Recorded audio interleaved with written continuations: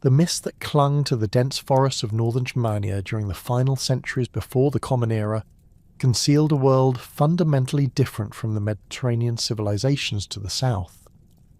Among the countless tribal groups that inhabited these lands, the Cherusci emerged as a distinct people whose origins can be traced through fragmentary archaeological remains and linguistic evidence scattered across the river valleys of what would later become Lower Saxony. Archaeological investigations conducted throughout the 20th and 21st centuries have revealed substantial evidence of Cherusci settlements concentrated primarily along the fertile Weser River Valley, with additional sites extending eastward toward the Elbe. The earliest definitively attributable Cherusci material culture dates to approximately the 3rd century BC, though the tribal identity may have crystallized earlier. Excavations at sites such as those near modern-day Hanover and Hildesheim have uncovered distinctive pottery assemblages characterized by hand-formed vessels with geometric incised decorations, often featuring parallel lines and hatched patterns that distinguish them from contemporary Cimbri or Teutonese ceramics found in adjacent regions. The settlement patterns revealed through systematic archaeological survey demonstrate a preference for elevated positions overlooking river valleys, typically situated on natural terraces that provided both defensive advantages and access to fertile alluvial soils. At the extensively excavated site near Latzen, archaeologists uncovered the remains of a substantial settlement dating to the 2nd century BC, featuring rectangular timber frame structures measuring approximately 15 to 20 metres in length. The buildings displayed sophisticated construction techniques, with posts set in deep foundation trenches and walls constructed using wattle and daub techniques. Storage pits containing carbonized grain remains indicate the cultivation of emmer wheat, barley and rye, while animal bone assemblages reveal a mixed pastoral economy based on cattle, pigs, sheep and goats. Material culture from these early Cherusci sites reflects both local traditions and evidence of long-distance trade networks. Iron tools and weapons demonstrate advanced metallurgical skills, with swords showing characteristics of the Latena tradition that had spread northward from Celtic regions. Particularly noteworthy are the iron spearheads recovered from warrior burials, featuring distinctive socketed construction and leaf-shaped blades measuring 25 to 35 centimetres in length. Bronze fibulae found in female graves display intricate spiral and zoomorphic designs that show clear connections to broader Germanic artistic traditions while maintaining distinctive local characteristics. The pottery tradition of the early Cherusci reveals sophisticated ceramic technology adapted to local needs and preferences. Large storage vessels, some exceeding 40 centimetres in height, were used for grain storage and fermentation processes. Cooking pots typically featured rounded bottoms and wide mouths, designed for efficient heat distribution over open fires. Decorative elements included impressed cord markings, incised geometric patterns, and occasionally stamped designs created using carved wooden or bone implements. The clay itself was tempered with crushed granite and quartz, materials readily available in the local geological environment. Burial practices documented from the 3rd to 1st centuries BC provide crucial insights into early Cherusci social organisation and religious beliefs. The predominant burial rite involved cremation, with cremated remains placed in ceramic urns and interred in shallow pits. Grave goods varied significantly based on apparent social status, with elite burials containing iron weapons, bronze ornaments, and imported goods such as amber beads from the Baltic coast and occasional Mediterranean items that had travelled northward through complex trade networks. The linguistic analysis of the tribal name Cherusci presents considerable challenges due to the limited written sources and the complex evolution of Germanic languages during this period. The earliest recorded form appears in Roman sources as Cherusci, though variations such as Cherusci also occur in different manuscripts. Modern linguistic scholarship has proposed several etymological interpretations, though none can be considered definitive given the fragmentary nature of the evidence. The most widely discussed etymology connects the name to Proto-Germanic roots related to deer or stags, potentially deriving from a reconstructed form meaning the people of the heart or stag people. This interpretation aligns with the common Germanic practice of tribal names incorporating animal symbolism, reflecting totemic associations or territorial characteristics. Archaeological evidence supports this interpretation through the discovery of numerous deer antler tools and ornaments in Cherusci settlements, as well as stylized deer motifs on pottery and metalwork. However, alternative etymological theories deserve consideration. Some scholars have proposed connections to Proto-Germanic terms related to elevated terrain or hill dwelling, which would correspond to the archaeological evidence of settlements on river terraces and elevated positions. Another theory suggests derivation from roots meaning choosers or selected ones, implying a sense of tribal distinction or elite status among neighbouring groups. The complexity of Proto-Germanic phonological changes and the influence of substrate languages make definitive conclusions extremely difficult. What can be stated with greater confidence is that the name does not derive from Germanic terms for weapons or warfare, despite some popular misconceptions that connect Cherusci to words for swords or spears. This distinction is important for understanding the tribal identity, as it was likely conceived by the Cherusci themselves, rather than imposed by external observers or enemies. The geographic extent of Cherusci territory during the pre-Roman period encompassed a substantial portion of what is now Lower Saxony, with the Weser River forming the approximate western boundary and territorial control extending eastward toward the Elbe River. The northern boundaries appear to have fluctuated based on relationships with neighbouring tribes such as the Cherusci, while southern limits were defined by the territories of the Chatti and other central Germanic groups. Within this territory, the landscape consisted primarily of dense, deciduous and mixed forests interspersed with river valleys, marshlands, and scattered clearings created through slash-and-burn agricultural practices. The Weser River Valley provided the most favourable conditions for permanent settlement, offering fertile soils, reliable water sources, and transportation routes that connected Cherusci communities with broad trade networks extending from Scandinavia to the Roman frontier regions. Archaeological survey data indicates that Cherusci settlements were typically spaced 10 to 15 kilometres apart along river valleys, with each community controlling surrounding agricultural land and forest resources within a radius of approximately 5 to 8 kilometres. This settlement pattern suggests a territorial organisation based on kinship groups or extended family units, with individual communities maintaining considerable autonomy while recognising broader tribal affiliations. The social structure of early Cherusci society reveals clear evidence of hierarchical organisation, though the specific mechanisms of social differentiation remain subjects of scholarly debate. Burial evidence indicates the existence of distinct social classes, with elite graves containing significantly more valuable grave goods than those of ordinary community members. Warrior burials are particularly distinctive, featuring complete weapon sets including swords, spears, shields, and occasionally horse gear, suggesting the importance of mounted warfare in Cherusci military organisation. The warrior elite appears to have played crucial roles in both military leadership and community governance. Large hall structures identified at several sites likely served as meeting places and residences for prominent families, with some buildings measuring over 30 metres in length and featuring elaborate internal divisions suggesting specialised functions for different social activities. These structures required significant community labour investment and demonstrate the ability of elite individuals to mobilise resources for large-scale construction projects. Agricultural communities form the foundation of Cherusci society, with most inhabitants engaged in mixed farming activities that combined crop cultivation with animal husbandry.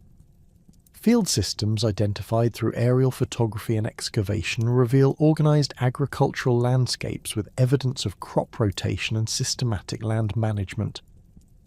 The cultivation of cereals required coordinated community effort, particularly during planting and harvest seasons, fostering social cohesion and collective identity. Craft specialisation emerges as another important aspect of early Cherusci social organisation. Archaeological evidence indicates the presence of skilled metal workers, potters, and woodworkers who produced goods both for local consumption and for exchange with neighbouring communities. Iron production sites have been identified at several locations, featuring bloomery furnaces and slag heaps that indicate substantial smelting activities. The quality of iron tools and weapons recovered from Cherusci sites demonstrates sophisticated metallurgical knowledge and access to high-quality ore sources. The role of women in early Cherusci society can be partially reconstructed through burial evidence and material culture analysis. Female graves often contain distinctive jewellery, including elaborate bronze fibulae, glass beads, and occasionally silver ornaments that indicate significant social status. Some female burials include weaving tools and pottery-making implements, suggesting important roles in textile production and household management. The presence of imported goods in female graves indicates participation in long-distance trade networks and access to luxury items from distant regions. Religious and ritual practices of the early Cherusci remain largely obscure due to the absence of written sources and the limited preservation of organic materials. However, certain archaeological features provide insights into spiritual beliefs and ceremonial activities. Votive deposits in wetland areas include weapons, jewellery and pottery that were deliberately placed in bogs and streams, likely as offerings to deities associated with water and fertility. These practices align with broader Germanic religious traditions documented in later historical sources. The expansion of Roman power into the Germanic territories beyond the Rhine represented a fundamental shift in the political landscape of Northern Europe, bringing the Cherusci into direct contact with the most formidable military and administrative apparatus of the ancient world. Unlike the Gallic tribes that had faced Julius Caesar's legions decades earlier, the Cherusci remained largely unknown to Roman writers and commanders until the systematic campaigns launched under Emperor Augustus transformed the Rhine frontier into an active theatre of conquest and diplomacy. The absence of Cherusci references in Caesar's detailed accounts of the Gallic wars reflects their geographical position east of the Rhine and their limited involvement in the complex tribal politics that had drawn Roman attention to Western Germania. While Caesar mentioned various Germanic peoples, including the Cimbri, Teutones and Suebi, the Cherusci territories lay sufficiently distant from the immediate conflict zones to avoid direct military confrontation during the 50s BC. This geographical isolation would prove temporary as Roman strategic thinking evolved under Augustus toward a more aggressive policy of frontier expansion and tribal subjugation. The transformation of Roman policy toward Germania emerged from Augustus's broader vision of establishing defensible frontiers that would secure the empire's northern boundaries while extending Roman influence over the barbarian peoples beyond. The Rhine, which had served as a convenient boundary during Caesar's campaigns, increasingly appeared inadequate as a permanent frontier to Roman strategic planners who recognized the potential threats posed by large, mobile Germanic confederations. The devastating defeats inflicted by the Cimbri and Teutones on Roman armies in the late 2nd century BC remained vivid memories that influenced imperial policy toward preemptive expansion and tribal control. Nero Claudius Drusus, Augustus's stepson and one of Rome's most capable military commanders, received the mandate to implement this new Germanic policy through a series of systematic campaigns that would establish Roman hegemony over the tribes between the Rhine and Elbe rivers. The appointment of Drusus to command the Germanic armies in 12 BC marked the beginning of sustained Roman military operations that would bring the legions into direct contact with Cherusci warriors for the first time in recorded history. The initial phase of Drusus's Germanic campaigns focused on establishing secure bases of operation and reconnaissance of tribal territories that remained largely unknown to Roman intelligence networks. The construction of permanent fortifications along the Rhine provided launching points for deeper penetration into Germanic lands, while naval operations along the North Sea coast enabled Roman forces to outflank tribal defensive positions and establish supply lines independent of overland routes through potentially hostile territory. Archaeological evidence from sites along the Lippe River Valley demonstrates the systematic nature of Roman military penetration into regions that bordered Cherusci territory. The establishment of temporary camps and supply depots at regular intervals created a network of fortified positions that could support extended operations far from the Rhine frontier. Excavations at sites such as Halten and Obereden have revealed substantial Roman military installations dating to this period, featuring standardized defensive layouts and extensive storage facilities designed to support large-scale military operations. The first documented military encounter between Roman forces and Cherusci warriors occurred during Drusus's campaign of 11 BC, when reconnaissance units operating along the Weser River Valley encountered Cherusci warbands conducting their own territorial patrols. Contemporary Roman sources provide limited details of these initial skirmishes, describing them primarily in terms of successful Roman advances rather than detailed tactical accounts. However, the archaeological record suggests that these encounters were more substantial than the literary sources indicate, with Roman military equipment and Germanic weapons found at several sites indicating significant combat activity.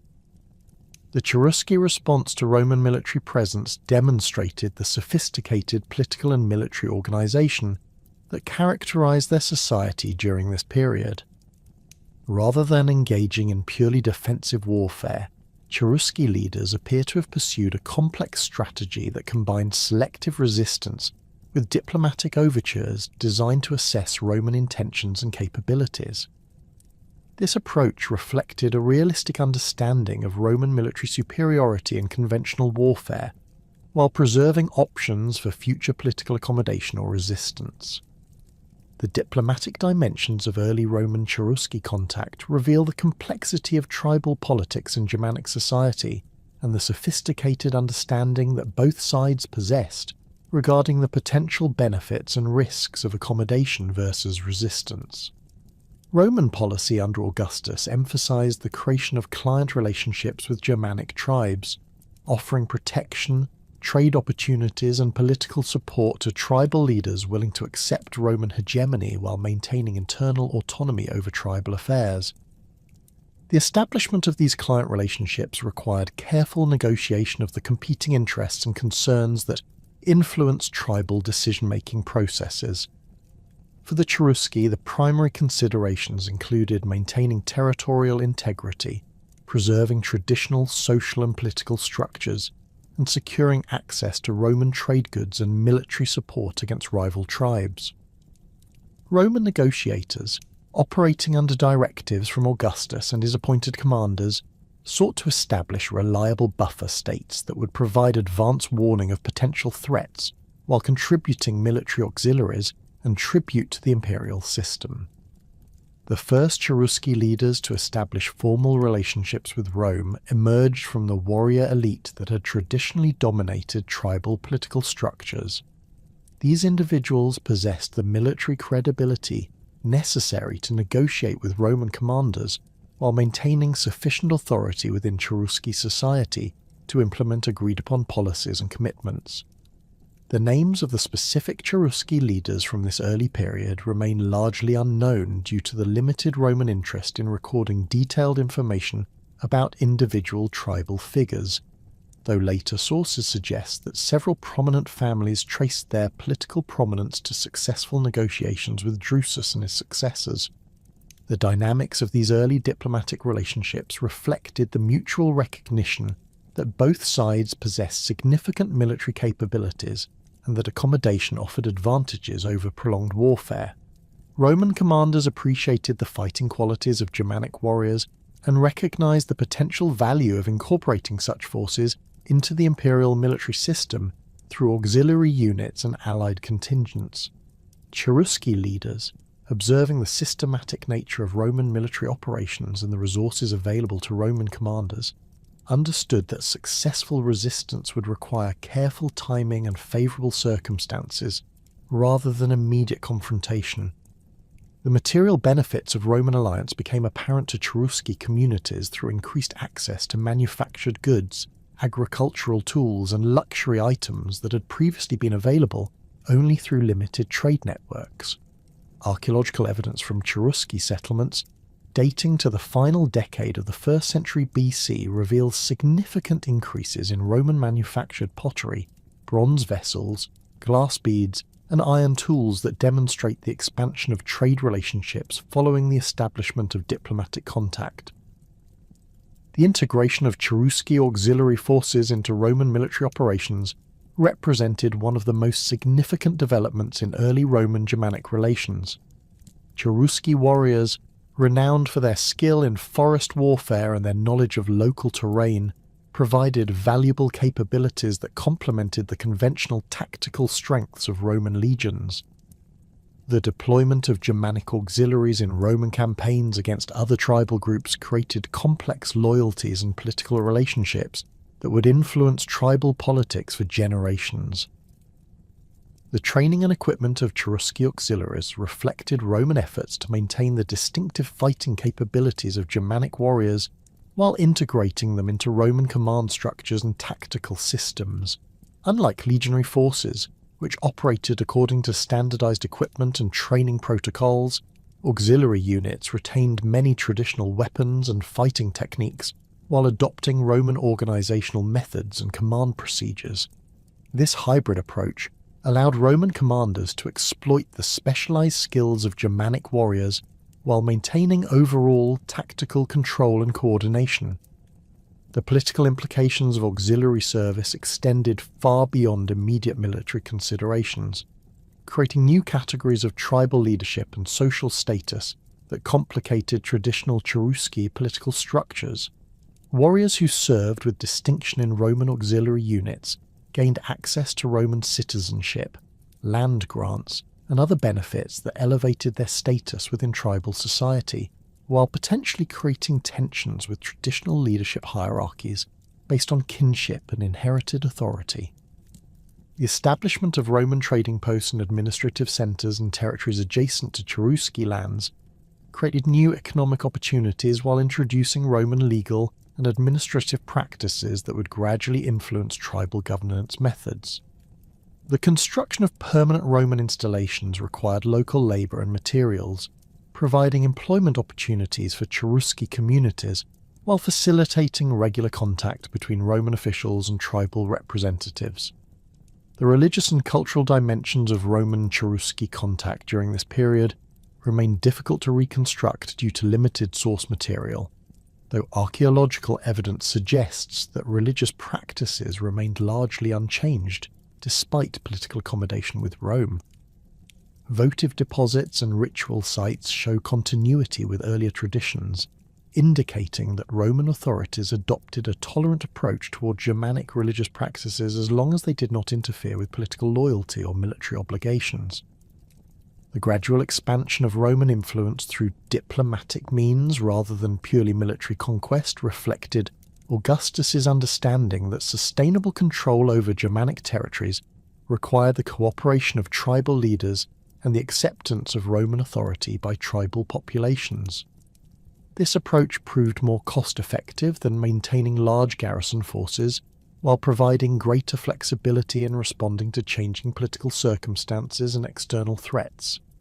The success of early Roman Cherusci diplomatic relationships encouraged similar arrangements with neighbouring tribes, creating a network of client states and allied communities that extended Roman influence far beyond the territories under direct military occupation. This system of indirect control would prove crucial to Roman strategic planning, as it provided early warning of potential threats while minimizing the administrative and military costs associated with direct governance of tribal territories. The transformation of the Cherusci from independent tribal society to Roman client state represented a fundamental shift in their political orientation and strategic position within the broader Germanic world. The benefits of Roman alliance provided immediate advantages in terms of security, trade, and access to advanced technology, while the long-term implications of this relationship would shape Cherusci political development for decades to come. The careful balance between maintaining traditional tribal identity and accommodating Roman political requirements would prove increasingly difficult to sustain as Roman demands expanded and tribal politics became more complex. The political landscape that emerged from the initial Roman Cherusci diplomatic arrangements created unprecedented opportunities for ambitious young warriors within the tribal hierarchy, particularly those whose families had established early connections with Roman commanders and administrative officials.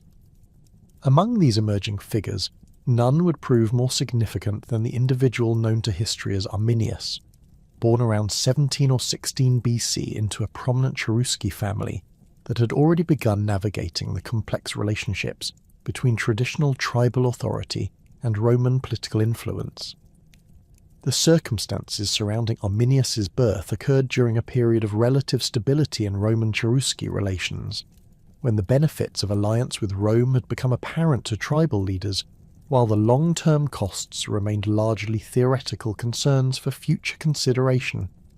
His father, whose name appears in fragmentary Roman records as Segimerus, belonged to the warrior aristocracy that had successfully negotiated the transition from independent tribal leadership to client status under Roman hegemony.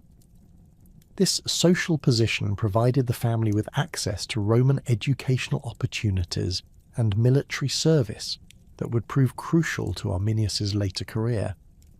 The name Arminius itself represents a Latinized version of his Germanic birth name, which modern scholarship suggests was likely Ermin, or a similar variant connected to tribal or familial designations. This practice of adopting Roman names while maintaining Germanic identity became common among tribal elites who served in Roman auxiliary forces or participated in Roman administrative systems. The retention of Germanic cultural identity alongside Roman political integration characterized the complex cultural negotiations that defined this transitional period in Cherusci history. Archaeological evidence from Cherusci settlements dating to Arminius's youth reveals communities that had begun incorporating Roman material culture while maintaining traditional Germanic social structures and religious practices. Excavations at sites near the Weser River have uncovered Roman pottery, bronze vessels and iron tools alongside traditional Germanic artifacts, indicating households that participated in both Roman trade networks and traditional tribal economic systems. This material evidence provides context for understanding the cultural environment in which Arminius developed his understanding of both Roman and Germanic societies. The decision to send young Arminius to serve in Roman auxiliary forces reflected his family's strategic calculation that military service would provide valuable experience and political connections, while demonstrating loyalty to Roman authorities. This practice had become increasingly common among Cherusci elite families, who recognized that Roman military service offered pathways to citizenship, land grants, and elevated status within the client relationship framework established by Augustus's Germanic policies. Arminius's military education began with assignment to auxiliary units operating along the Rhine frontier, where Germanic warriors served alongside legionary forces in campaigns against tribes that had not yet accepted Roman hegemony. These operations provided intensive training in Roman military tactics, engineering techniques, and logistical systems that would prove invaluable to his later strategic planning. Contemporary Roman military manuals and archaeological evidence from frontier fortifications demonstrate the sophisticated nature of Roman military education, which emphasized discipline, coordination, and systematic approaches to warfare that contrasted sharply with traditional Germanic fighting methods. The auxiliary units in which Arminius served operated according to Roman organisational principles while retaining Germanic weapons and tactical specialisations that complemented legionary capabilities. Germanic auxiliaries typically served as scouts, skirmishers, and specialists in forest warfare, roles that required detailed knowledge of terrain and enemy tactics while integrating with larger Roman strategic objectives. This dual military education provided Arminius with comprehensive understanding of both Roman and Germanic military strengths and weaknesses. During his service along the Rhine, Arminius participated in campaigns against the Sugambri, Usipetes, and other tribes that continued to resist Roman expansion, gaining first-hand experience of Roman siege techniques, battlefield coordination, and supply management. Archaeological evidence from campaign sites dating to this period reveals the systematic nature of Roman military operations, with standardized camp layouts, defensive earthworks, and supply depots that enabled sustained operations far from permanent bases. These campaigns provided Arminius with detailed knowledge of Roman military capabilities, while exposing him to the political dynamics of tribal resistance and accommodation.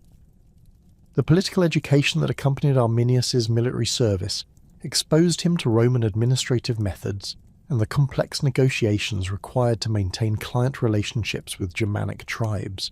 Roman policy emphasized the cultivation of reliable tribal leaders who could implement imperial directives while maintaining sufficient authority within their communities to ensure compliance and stability. This system required careful balance between Roman interests and tribal autonomy, creating opportunities for skilled negotiators while punishing those who failed to maintain effective control over their territories and populations. Arminius's advancement within Roman military hierarchy reflected both his tactical abilities and his political acumen in navigating the competing loyalties and interests that characterized service in auxiliary units. His promotion to command positions provided access to Roman strategic planning and intelligence networks while maintaining his connections to Cherusci political developments. This dual perspective would prove crucial to his later ability to coordinate resistance activities while maintaining the appearance of continued loyalty to Roman authorities. The growing tensions between Roman administrative demands and Germanic tribal autonomy became increasingly apparent during Arminius's military service, as Roman officials began implementing more intrusive policies designed to extract greater resources and compliance from client tribes. The transition from informal alliance relationships to systematic taxation and administrative oversight represented a fundamental change in the nature of Roman-Germanic relations that created new sources of conflict and resentment among tribal populations. The imposition of Roman legal systems and administrative procedures on Germanic communities created particular friction, as these innovations challenged traditional methods of dispute resolution and community governance that had developed over centuries of tribal political evolution. Roman law emphasized written contracts, standardized procedures, and hierarchical authority structures that conflicted with Germanic practices based on oral tradition, consensus decision-making, and kinship-based social organization. Tax collection represented another significant source of tension, as Roman demands for regular tribute payments in coin or kind required tribal communities to participate in monetized economic systems that had previously played limited roles in Germanic society. The conversion of traditional tribute relationships into systematic taxation created new categories of social and economic inequality, while concentrating resources in the hands of tribal leaders who could successfully manage Roman administrative requirements. The recruitment of Germanic warriors for service in distant Roman campaigns created additional strains on tribal communities, as extended military service removed young men from agricultural and craft production, while exposing them to foreign influences that could undermine traditional social cohesion.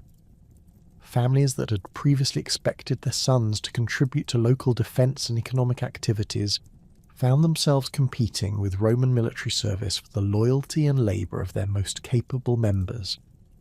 Arminius's observations of these developing tensions provided him with detailed understanding of the grievances and concerns that could potentially unite disparate Germanic tribes in opposition to Roman expansion. His position within Roman military hierarchy allowed him to assess the strengths and limitations of Roman forces, while his tribal connections enabled him to evaluate the political feasibility of coordinated resistance activities among traditionally fragmented Germanic communities. The political fragmentation that had historically characterized Germanic tribal organization presented both opportunities and challenges for potential resistance movements. While individual tribes possessed limited military capabilities compared to Roman legions, the coordination of multiple tribal groups could potentially create numerical advantages and strategic flexibility that might offset Roman technological and organizational superiority. However, the achievement of such coordination required overcoming centuries of intertribal competition, territorial disputes, and cultural differences that had prevented effective Germanic political unity. Arminius began developing his political strategy during extended leaves from Roman military service, when he returned to Cherusci territory and participated in tribal councils and negotiations with neighbouring groups. These activities provided opportunities to assess the political attitudes of various tribal leaders, while building personal relationships that could support future coordination efforts. His Roman military credentials provided credibility with tribal leaders who respected martial prowess, while his Germanic heritage maintained his legitimacy within traditional tribal political structures. The diplomatic challenges involved in coordinating Germanic tribal resistance required careful attention to the specific interests and concerns of individual tribal groups, each of which possessed distinct territorial claims, economic needs, and political traditions that influenced their willingness to participate in anti-Roman activities. The Chatti, for example, had maintained more antagonistic relationships with Rome than the Cherusci, and might prove more receptive to resistance proposals, while other tribes had developed profitable trading relationships that they would be reluctant to jeopardize through military confrontation. Arminius's political maneuvering during this period involved careful cultivation of personal relationships with influential tribal leaders, while avoiding activities that might alert Roman intelligence networks to his developing resistance plans. This required sophisticated understanding of Roman surveillance methods and Germanic political communication networks, as well as careful timing of meetings and discussions to minimize the risk of detection by Roman informants or collaborators within tribal communities. The religious and cultural dimensions of potential Germanic resistance provided additional opportunities for political coordination, as shared religious practices and cultural traditions created bonds that transcended tribal boundaries, while providing ideological justification for opposition to Roman cultural and religious influences. The worship of Germanic deities and participation in traditional festivals created networks of communication and mutual obligation that could support political coordination while appearing to Roman observers as purely cultural activities. The development of Arminius's resistance strategy required careful assessment of Roman military capabilities and limitations, drawing on his detailed knowledge of legionary organization, supply requirements, and tactical doctrine gained through years of auxiliary service. His understanding of Roman siege techniques, battlefield coordination, and logistical systems enabled him to identify potential vulnerabilities that Germanic forces might exploit through appropriate tactical approaches and strategic timing. The geographical knowledge that Arminius possessed through his tribal heritage and Roman military service provided crucial advantages for planning resistance operations in the dense forests and river valleys of Germanic territory. His familiarity with local terrain, seasonal weather patterns, and traditional travel routes enabled him to envision tactical scenarios that would maximize Germanic advantages while minimizing Roman strengths in conventional warfare. The timing of Arminius's political activities reflected his careful assessment of Roman political developments and military commitments that might create opportunities for successful Germanic resistance. The extension of Roman military operations into distant territories created potential vulnerabilities in frontier defences, while political changes in Rome itself might influence imperial policy toward Germanic affairs. The transformation of Arminius from Roman auxiliary commander to architect of Germanic resistance required meticulous planning and extraordinary deception that would span several years of careful preparation. By 7 AD, Arminius had established himself as one of the most trusted Germanic leaders within the Roman client system, holding equestrian rank and commanding significant auxiliary forces while maintaining his position within Cherusci tribal hierarchy. This dual status provided him with unprecedented access to Roman military intelligence and strategic planning, while preserving his credibility among Germanic tribal leaders who had grown increasingly resentful of Roman administrative interference. The selection of Publius Quinctilius Varus as governor of Germania proved crucial to Arminius's developing conspiracy, as Varus possessed neither the military experience nor the cultural sensitivity necessary to govern Germanic tribes effectively. Unlike his predecessor Tiberius, who had demonstrated considerable understanding of Germanic political dynamics and military capabilities, Varus approached his appointment with the assumption that Germania had been sufficiently pacified to permit the implementation of standard Roman provincial administration. His background as a former governor of Syria had provided him with experience managing urbanized populations accustomed to centralized government, but offered little preparation for the complex tribal politics and warrior culture that characterized Germanic society. Varus's administrative policies reflected his fundamental misunderstanding of Germanic political structures and social values. His attempts to establish regular taxation systems, implement Roman legal procedures, and construct permanent administrative centres created widespread resentment among tribal populations who viewed these innovations as violations of the autonomy that had been promised under earlier client relationships. The imposition of Roman judicial procedures proved particularly offensive to Germanic communities, as traditional methods of dispute resolution based on kinship obligations and community consensus were replaced by foreign legal concepts that prioritized written law over customary practice. Archaeological evidence from sites along the Weser River Valley demonstrates the extent of Roman administrative expansion during Varus's governorship, with excavations revealing the construction of permanent Roman installations, administrative buildings, and storage facilities designed to support systematic resource extraction and population control. The scale of these construction projects required substantial local labour and materials, creating additional economic burdens for tribal communities while providing tangible evidence of Roman intentions to establish permanent control over Germanic territories. Arminius exploited Varus's inexperience through a carefully orchestrated campaign of deception that portrayed him as an enthusiastic supporter of Roman civilization, while secretly coordinating resistance activities among Germanic tribes.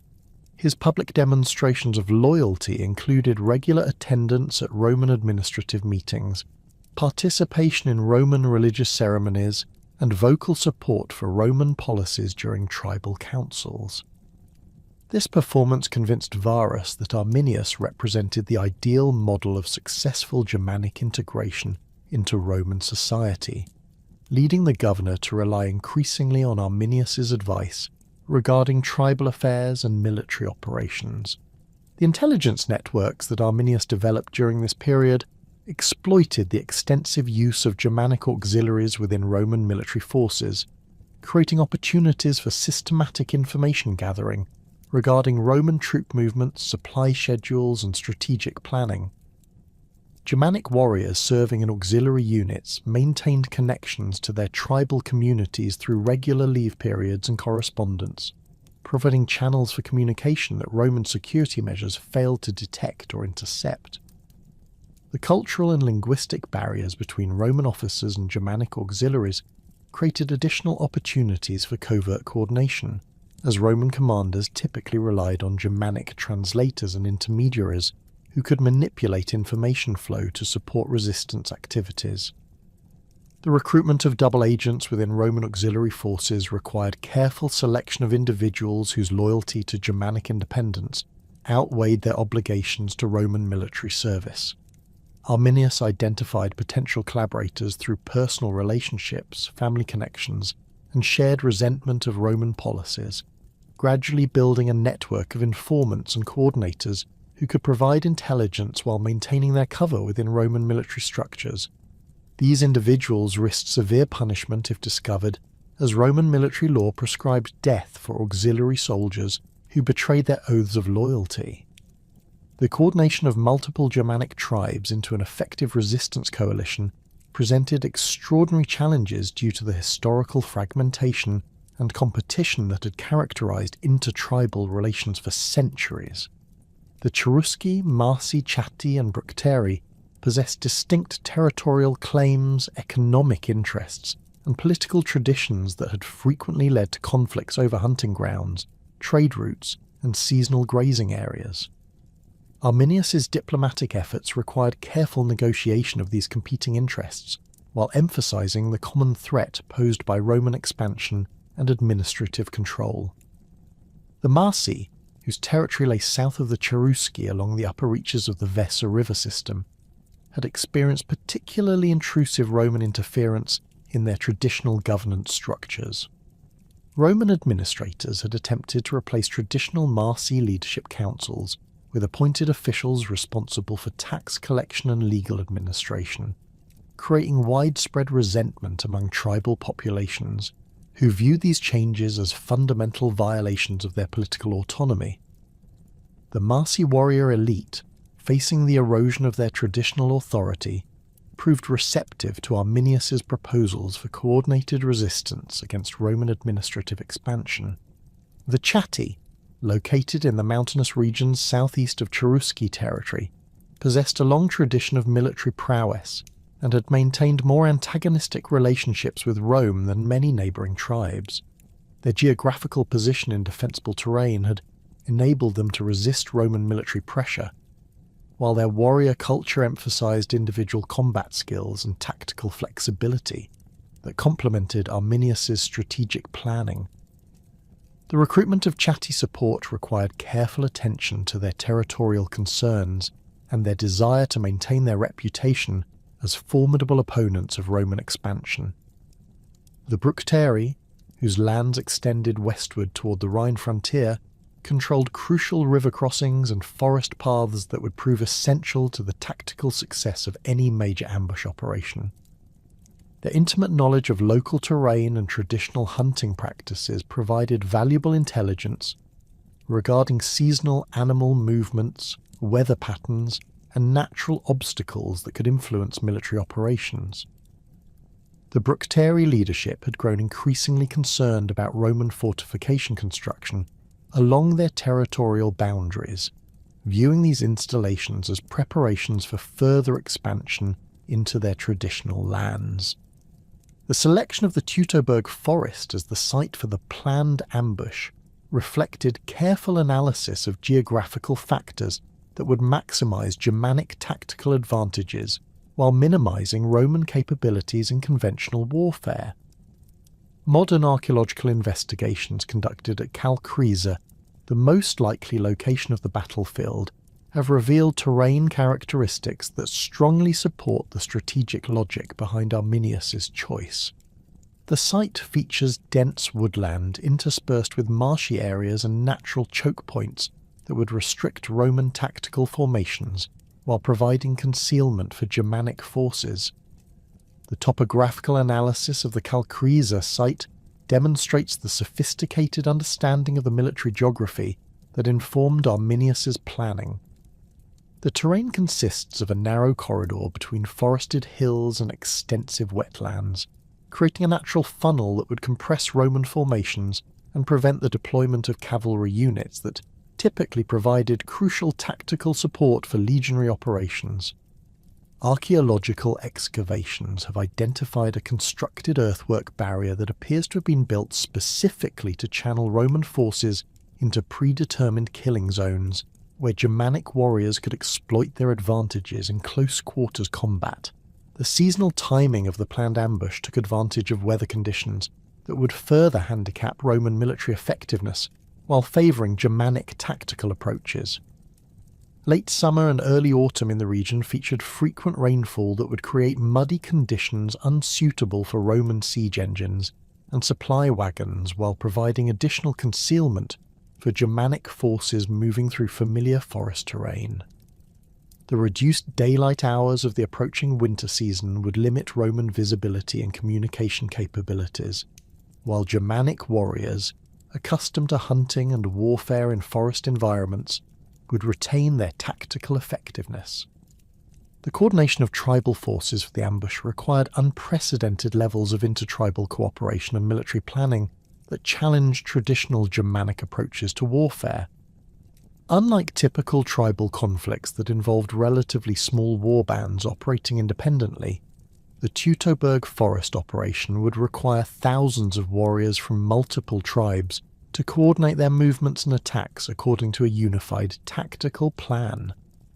This level of organisation demanded new command structures and communication methods that transcended traditional tribal boundaries while maintaining the flexibility and initiative that characterised Germanic military culture. The intelligence gathering that supported the ambush planning involved systematic observation of Roman patrol routes, supply schedules, and communication procedures that would enable Germanic forces to predict Roman movements with sufficient accuracy to position their forces effectively.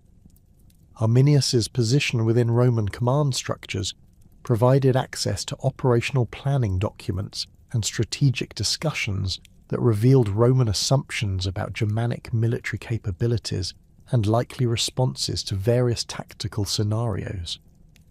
The deception operations that concealed Germanic preparations from Roman intelligence networks required careful management of information flow and the creation of plausible alternative explanations for unusual tribal activities. Increased movement of warriors between tribal territories was disguised as seasonal hunting expeditions, religious festivals, and traditional intertribal negotiations that would appear routine to Roman observers.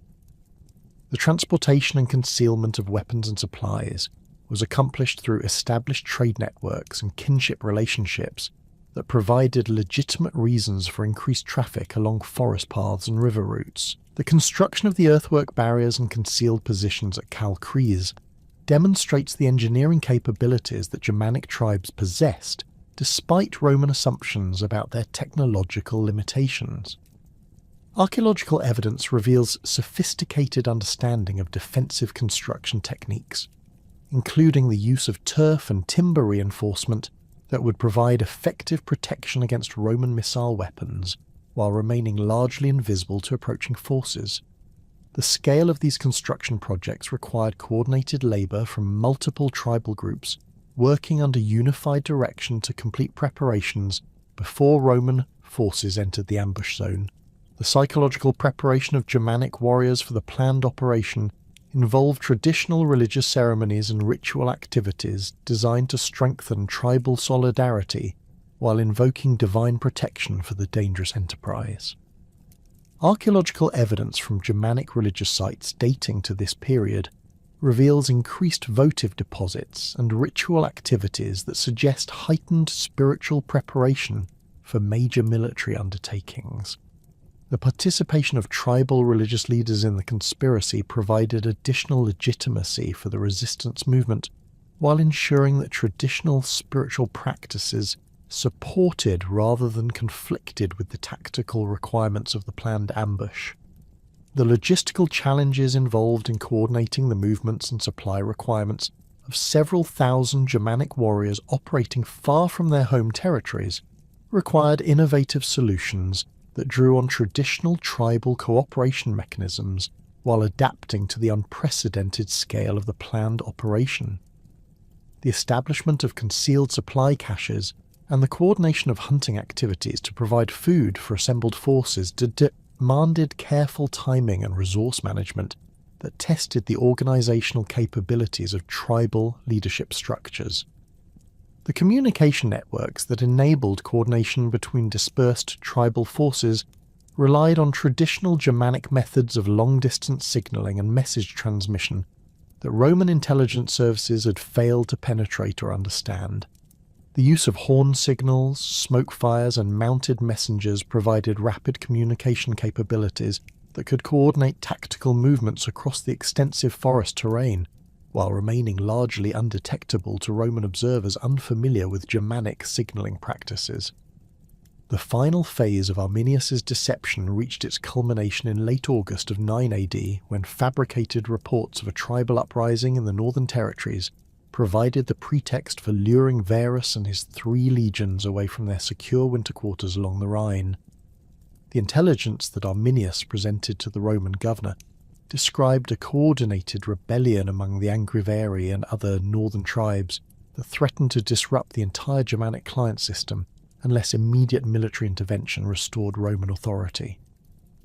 The reports, carefully crafted to exploit Varus's administrative concerns and his desire to demonstrate effective governance, emphasized the urgency of the situation, while suggesting that rapid deployment of overwhelming force would quickly resolve the crisis.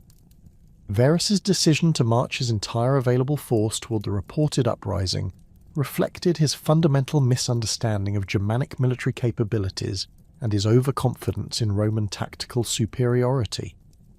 The 3 legions under his command, the 17th, 18th, and 19th, represented approximately 15,000 legionary soldiers, supported by an equal number of auxiliary troops, camp followers, and administrative personnel. This substantial force included cavalry units, siege engineers, and the extensive supply train necessary to sustain prolonged operations in hostile territory. The total number of individuals accompanying the expedition likely approached 20,000 people, creating a massive column that would prove difficult to maneuver through the narrow forest paths that Arminius had selected for the ambush. The composition of Varus's force reflected standard Roman military organisation adapted for frontier operations in Germanic territory. Each legion maintained its traditional structure of 10 cohorts, with the first cohort containing approximately 800 men and the remaining 9 cohorts fielding roughly 480 soldiers each. The legionaries carried the gladius, pilum, and rectangular scutum that had proven effective in Mediterranean warfare, while their segmented larica armour provided protection against conventional weapons. However, this equipment had been designed for open battlefield conditions, rather than the close-quarters forest combat that awaited them in the Teutoburg Forest. The auxiliary forces accompanying Varus included both Germanic and Gallic units that provided specialised capabilities complementing legionary strengths. Germanic auxiliaries, many of whom were secretly coordinating with Arminius's conspiracy, served as scouts and guides while maintaining the appearance of loyalty to Roman command. These units carried traditional Germanic weapons, including long spears, wooden shields, and single-edged swords that were better adapted to forest warfare than standard Roman equipment. The presence of these auxiliaries within Roman ranks would prove crucial to the success of the ambush, as their knowledge of Roman tactical procedures and their ability to create confusion during the initial attacks would multiply the effectiveness of the Germanic assault. The march route that led Varus's expedition toward the fabricated rebellion followed established Roman roads for the initial stages before diverging onto forest tracks that Arminius claimed would provide the most direct approach to the reported trouble areas. Archaeological evidence from the Calcrease site indicates that the Roman column was channeled through increasingly difficult terrain that restricted their tactical options while providing concealment for the assembled Germanic forces. The transition from maintained roads to narrow forest paths forced the Romans to adopt extended marching formations that separated units and prevented effective coordination between different elements of the expedition. The weather conditions during the march contributed significantly to Roman difficulties and Germanic tactical advantages. Contemporary sources describe persistent rainfall that created muddy conditions unsuitable for Roman cavalry operations, while reducing visibility and hampering communication between separated units.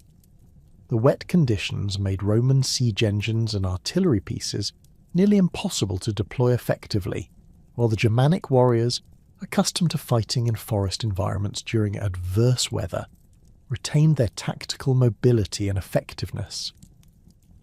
The initial phase of the Germanic attack began on September the 9th, with coordinated assaults on the extended Roman column at multiple points simultaneously. The Germanic forces, positioned in concealed positions along the planned route, waited until the Roman formation had been stretched across several kilometres of difficult terrain before launching their attacks. The timing of these initial assaults reflected careful coordination between tribal units that had practiced their movements and communication procedures during the weeks of preparation preceding the ambush. The archaeological evidence from Kalkreiz provides detailed insights into the tactical methods employed by Germanic forces during the opening attacks. Excavations have revealed concentrations of Roman military equipment, including armour fragments, weapons and coins, that indicate the locations of intense combat activity. The distribution patterns of these artifacts suggest that Germanic warriors focused their initial attacks on specific sections of the Roman column, particularly targeting command elements and supply wagons that would create maximum disruption to Roman coordination and logistics. The Germanic tactical approach emphasized mobility, surprise, and psychological warfare rather than direct confrontation with organized Roman formations. Warriors emerged from concealed positions to launch brief, intense attacks before withdrawing into the forest cover, where Roman formations could not effectively pursue them. This hit-and-run methodology exploited Germanic advantages in forest warfare, while avoiding the conventional battlefield conditions, where Roman tactical superiority would prove decisive. The use of missile weapons played a crucial role in Germanic tactical success during the initial phases of the battle. Archaeological evidence indicates extensive use of spears, arrows and sling stones that could be deployed effectively from concealed positions without exposing Germanic warriors to Roman counterattacks. The narrow confines of the forest paths prevented Roman formations from deploying their shields in the testudo formation that typically provided protection against missile attacks, leaving individual soldiers vulnerable to projectile weapons fired from multiple directions. The psychological impact of the Germanic attacks proved as important as their physical effectiveness in disrupting Roman military cohesion. The sudden transition from routine march to intense combat created panic and confusion among Roman forces who had expected to encounter only scattered resistance from poorly organized tribal groups. The realization that they faced a coordinated ambush involving thousands of Germanic warriors fundamentally altered Roman tactical assumptions and command decisions throughout the subsequent phases of the battle. The Roman response to the initial Germanic attacks demonstrated both the strengths and limitations of legionary training and organization under extreme conditions. Experienced centurions and optiones attempted to maintain unit cohesion and establish defensive positions, but the extended nature of the column and the restricted terrain made coordinated responses extremely difficult. Individual cohorts found themselves isolated from supporting units and unable to communicate effectively with higher command elements that might coordinate relief efforts or tactical adjustments. Varus's command decisions during the first day of fighting reflected his growing recognition that the expedition faced a major military crisis, rather than the minor tribal disturbance that had been reported. His attempts to concentrate his forces and establish defensible positions were hampered by the terrain conditions and the continuing Germanic attacks that prevented effective movement and coordination. The Roman commander's reliance on Germanic auxiliaries for intelligence and guidance became a crucial vulnerability as these units began defecting to join the attacking forces, or providing misleading information that further confused Roman tactical responses. The defection of Germanic auxiliary units during the battle created additional tactical advantages for Arminius's forces, while simultaneously demoralizing Roman troops who witnessed their former allies joining the enemy attacks. These defections provided the Germanic forces with detailed intelligence regarding Roman tactical procedures, supply locations, and command structures that enabled more effective targeting of crucial Roman capabilities. The auxiliary soldiers who joined the Germanic forces brought with them knowledge of Roman passwords, signal procedures, and tactical doctrines that could be exploited to create additional confusion and disruption. The construction of Roman defensive positions during the first night of the battle demonstrates the engineering capabilities that legionary forces retained even under extreme combat conditions.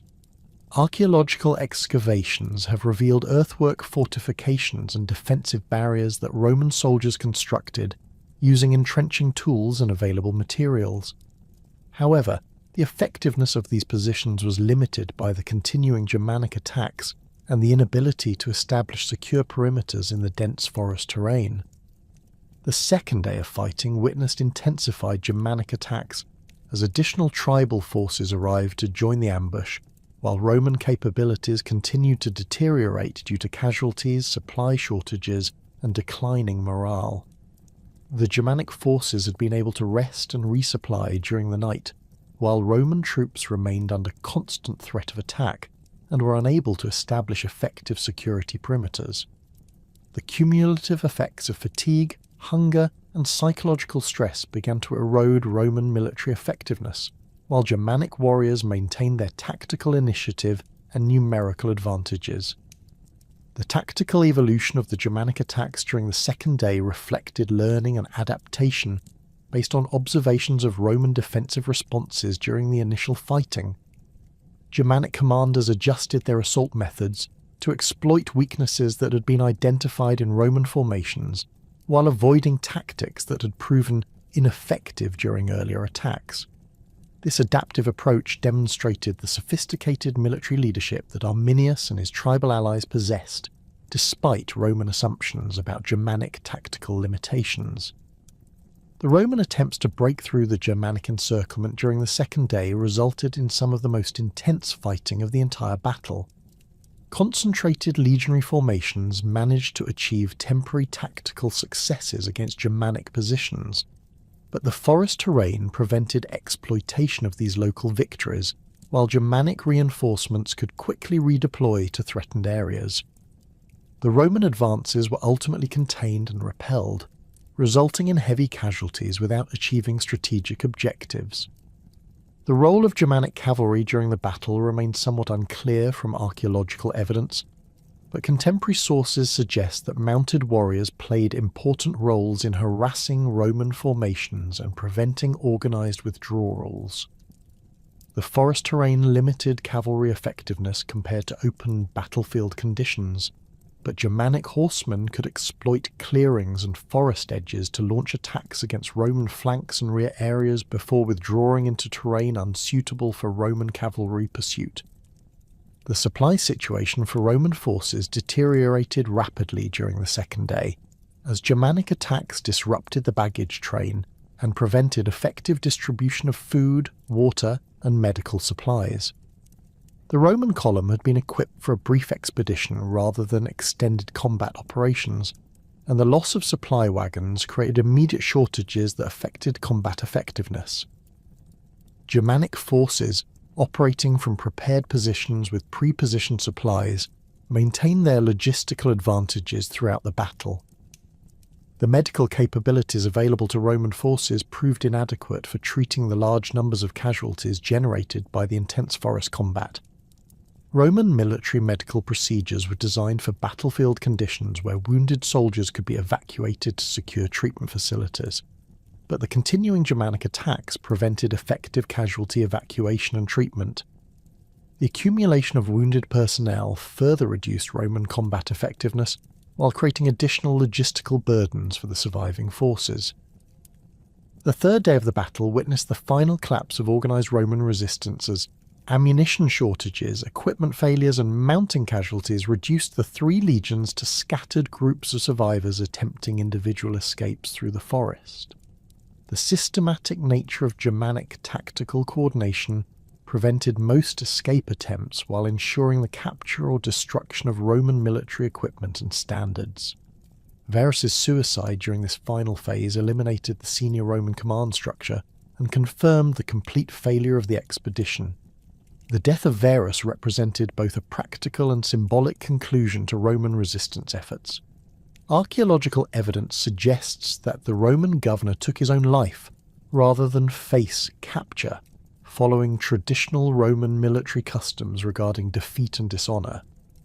His death eliminated any possibility of coordinated Roman tactical responses while providing Germanic forces with confirmation of their complete victory over the most powerful military expedition that Rome had deployed in Germanic territory. The systematic collection of Roman military equipment by Germanic forces during the final phases of the battle provided substantial quantities of weapons, armour, and other military materials that would enhance tribal military capabilities for years to come. The capture of 3 legionary eagles represented unprecedented symbolic victories that demonstrated Germanic military prowess while providing powerful religious and political symbols for future resistance activities. These eagles would be displayed in Germanic religious sites as proof of divine favour and military success against Roman expansion. The fate of Roman survivors varied considerably depending on their military rank, potential value as hostages, and the specific circumstances of their capture. Archaeological evidence suggests that most ordinary legionaries were killed during the fighting or executed after capture, while some officers and specialists may have been preserved as hostages or sources of intelligence. The Germanic treatment of prisoners reflected both practical considerations regarding the logistics of managing large numbers of captives and traditional warrior culture values that emphasized the complete destruction of enemy forces. The catastrophic destruction of 3 entire legions in the Teutoburg Forest sent shockwaves throughout the Roman Empire that reverberated far beyond the immediate military implications of the defeat. Augustus, upon receiving news of the disaster, reportedly struck his head against the walls of his palace while crying out, "Quinctili vare, legion rede," demanding that Varus return his lost legions. The psychological impact of the defeat extended beyond the emperor's personal anguish to encompass fundamental questions about Roman military invincibility and the viability of continued expansion into Germanic territories. The loss of approximately 20,000 Roman personnel, including 3 legionary eagles and vast quantities of military equipment, represented the most devastating single defeat suffered by Roman forces since the disasters of the Cimbric Wars more than a century earlier. The immediate Roman response involved emergency defensive measures along the Rhine frontier as panic spread through Roman administrative and military circles regarding potential Germanic follow-up attacks against established Roman positions. Garrison commanders received urgent orders to strengthen fortifications, increase patrol activities, and prepare for coordinated Germanic assaults that might exploit the psychological advantages gained through the Teutoburg victory. Archaeological evidence from Rhine frontier installations dating to this period reveals extensive construction activities, including the reinforcement of existing walls, the excavation of additional defensive ditches, and the establishment of new watchtowers designed to provide early warning of Germanic movements across the river. The political ramifications of the Teutoburg disaster influenced Roman strategic thinking regarding Germanic policy for decades to come. The Senate debates that followed the initial reports revealed fundamental disagreements about the appropriate response to the defeat, with some senators advocating immediate massive retaliation, while others argued for defensive consolidation along the Rhine frontier. Augustus himself appears to have initially favoured a cautious approach that emphasised the restoration of Roman prestige through carefully planned military operations, rather than hasty expeditions that might result in additional disasters. The selection of Tiberius to command the initial Roman response reflected Augustus's recognition that the Germanic situation required experienced leadership capable of understanding both Roman military capabilities and Germanic political dynamics. Tiberius had previously served with distinction in Germanic campaigns and possessed detailed knowledge of tribal politics and military methods that would prove crucial to planning effective retaliatory operations. His appointment represented a significant shift from the administrative approach that had characterized Varus's governorship toward a more militarized policy that emphasized Roman strength and determination. Tiberius's initial campaigns between 10 and 12 AD focused on restoring Roman military confidence and demonstrating continued Roman commitment to maintaining influence in Germanic territories despite the Teutoburg setback. These operations involved carefully planned expeditions across the Rhine that targeted specific tribal groups while avoiding the type of deep penetration into hostile territory that had led to Varus's destruction. The tactical approach emphasized overwhelming force concentrations, secure supply lines, and rapid withdrawal to established bases rather than attempts to establish permanent occupation of Germanic territories.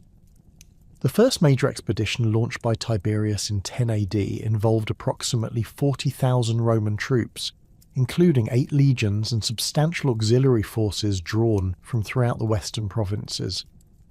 This massive force concentration demonstrated Roman determination to restore military prestige while providing sufficient strength to overcome Germanic resistance, without risking another catastrophic defeat. The logistical requirements for supporting such a large expedition required extensive preparation, including the establishment of supply depots, the construction of temporary bridges across the Rhine, and the coordination of naval support along the North Sea coast. Archaeological evidence from sites along the Lippe River valley indicates that Tiberius's forces penetrated substantially into Germanic territory while maintaining secure communications with Rhine frontier bases. Excavations have revealed temporary Roman camps featuring standardized defensive layouts and extensive storage facilities that supported extended operations far from permanent installations. The systematic nature of these archaeological remains demonstrates the methodical approach that characterized Tiberius's campaigns, emphasizing careful planning and logistical support rather than the rapid advances that had contributed to Varus's vulnerability. The Germanic response to Tiberius's initial campaigns revealed the complex political situation that had developed following the Teutoburg victory. While some tribal groups, particularly those that had participated directly in the ambush, maintained their hostility toward Roman forces, others sought to re-establish diplomatic relationships that might protect them from Roman retaliation. This fragmentation of Germanic political unity provided opportunities for Roman diplomatic initiatives while complicating Arminius's efforts to coordinate continued resistance activities. The Cherusci themselves faced internal divisions regarding the appropriate response to Roman military pressure, as some tribal leaders argued for accommodation, while others supported continued resistance under Arminius's leadership. These political tensions reflected the practical challenges of maintaining tribal unity in the face of Roman military superiority and the economic costs of prolonged warfare. Archaeological evidence from Cherusci settlements dating to this period reveals signs of economic disruption, including reduced trade activities and changes in settlement patterns that suggest communities were adapting to wartime conditions.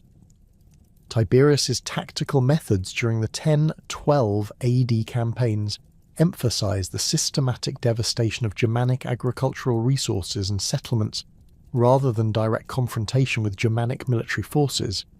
Roman columns moved through tribal territories, destroying crops, livestock, and stored food supplies while burning settlements and removing populations as slaves. This approach aimed to undermine the economic foundations of Germanic resistance while avoiding the tactical vulnerabilities that had contributed to the Teutoburg disaster. The psychological warfare aspects of Tiberius's campaigns included the deliberate targeting of Germanic religious sites and cultural symbols that held particular significance for tribal identity and morale. Roman forces destroyed sacred groves, ritual sites, and traditional meeting places while capturing or destroying religious artifacts that served as symbols of tribal unity and divine protection. These actions were designed to demonstrate Roman power while undermining the spiritual foundations of Germanic resistance movements.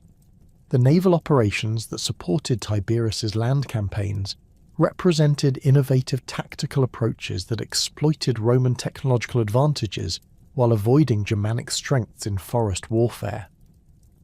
Roman fleets operating along the North Sea coast and major river systems provided logistical support, reconnaissance capabilities, and alternative routes for troop movements that bypassed Germanic defensive positions.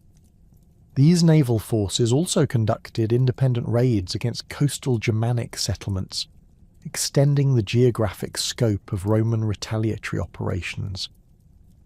The intelligence networks that Tiberius developed during his campaigns provided crucial information regarding Germanic political developments and military preparations that enabled more effective targeting of Roman operations. The recruitment of Germanic informants and defectors created sources of intelligence that revealed tribal council discussions, military planning activities, and political tensions that Roman commanders could exploit through diplomatic initiatives or military operations.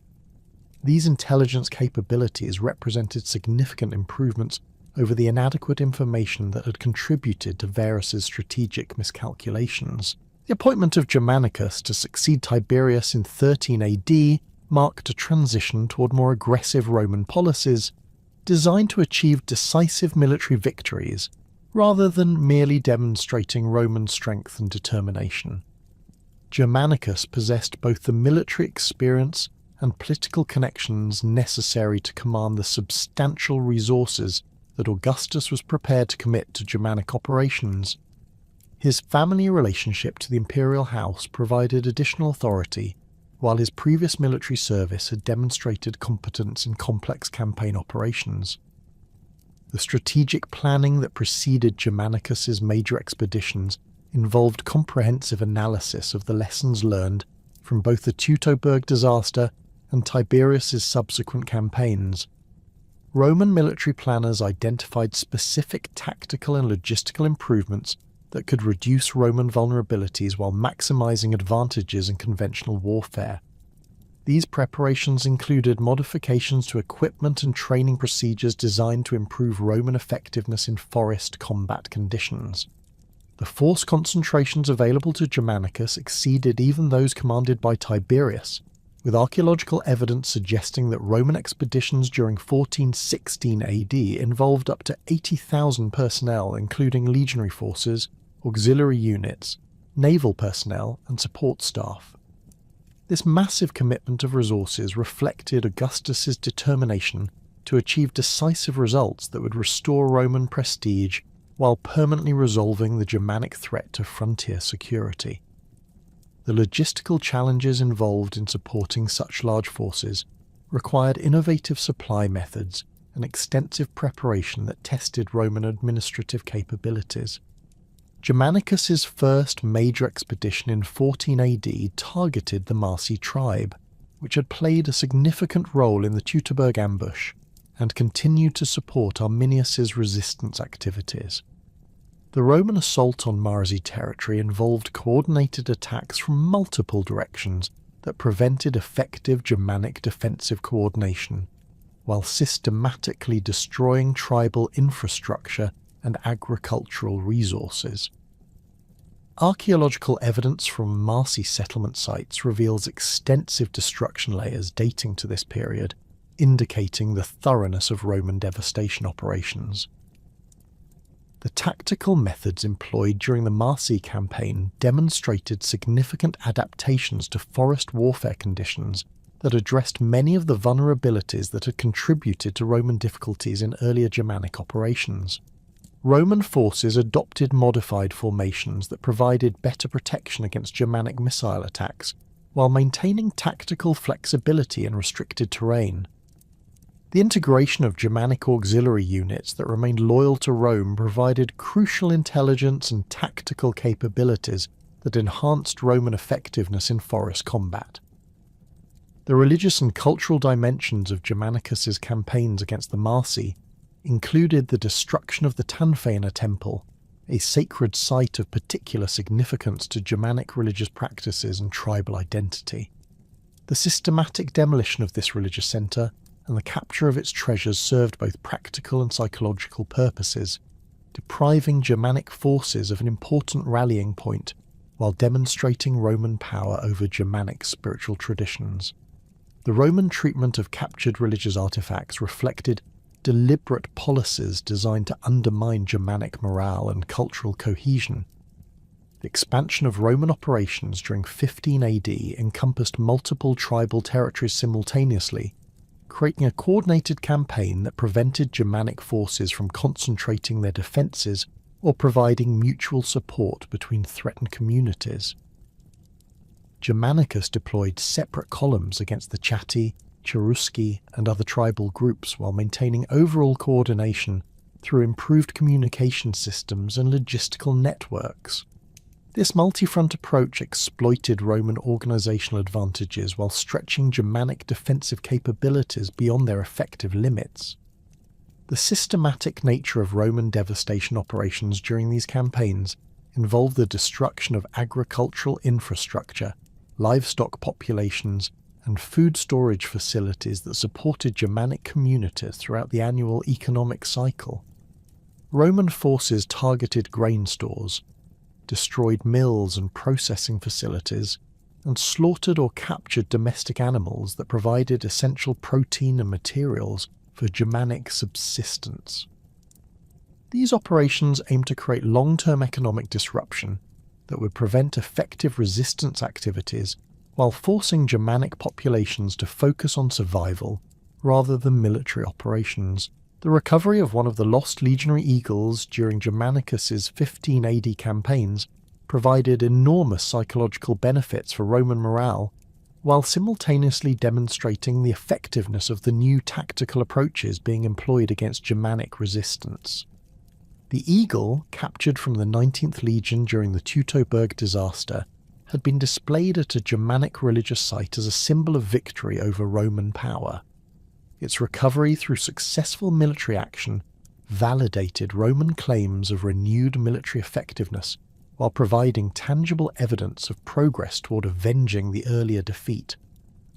The propaganda value of the recovered eagle extended far beyond its immediate military significance, as news of its recapture spread throughout the Roman Empire and provided concrete evidence that Roman forces were successfully reversing the strategic situation in Germania. The eagle's return to Roman control became a powerful symbol of restored military honour and divine favour that strengthened public support for continued Germanic operations while undermining Germanic claims of permanent victory over Roman expansion. The Germanic response to the intensified Roman campaigns revealed both the strengths and limitations of the resistance coalition that Arminius had constructed following the Teutoburg victory. While some tribal groups maintained their commitment to continued resistance despite Roman military pressure, others began seeking accommodation or withdrew from active participation in anti-Roman activities.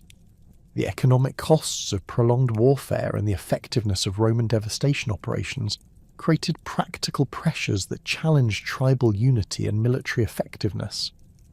Arminius's tactical adaptations to Roman retaliatory strategies demonstrated sophisticated understanding of the changing military situation and the need for modified approaches that could counter improved Roman methods.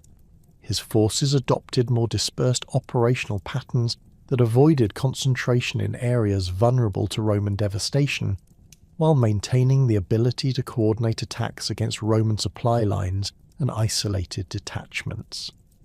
These tactical adjustments reflected learning from earlier encounters while adapting to Roman improvements in intelligence gathering and tactical coordination. The Battle of Edistoviso in 16 AD represented the culmination of Germanicus's systematic campaign to force a decisive engagement with Arminius's forces under conditions favourable to Roman tactical methods.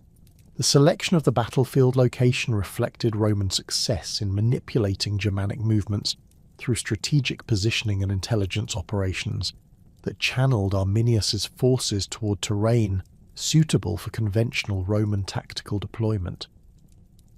The open ground near the Weser River provided space for Roman cavalry operations and artillery deployment, while restricting Germanic abilities to exploit forest cover and ambush tactics. The decisive Roman victory at Idistaviso marked the beginning of profound internal divisions within Cherusci society that would ultimately prove more destructive to Germanic resistance than Roman military campaigns.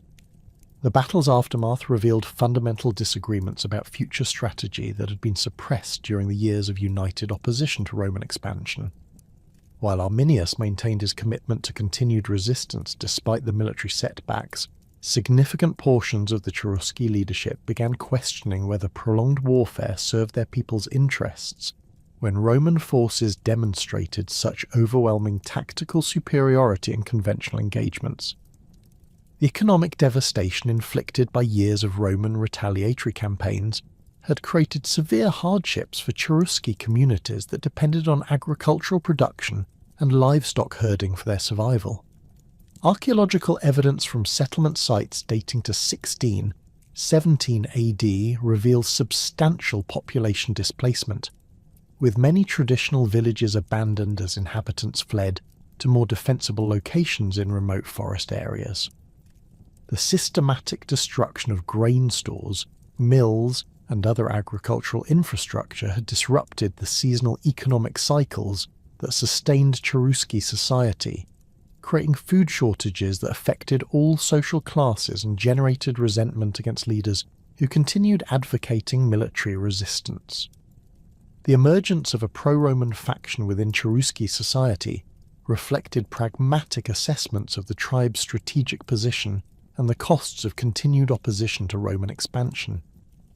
These individuals, primarily drawn from families that had previously benefited from Roman trade relationships and administrative positions, argued that accommodation with Rome offered better prospects for Cherusci survival than continued warfare that invited further devastating retaliation.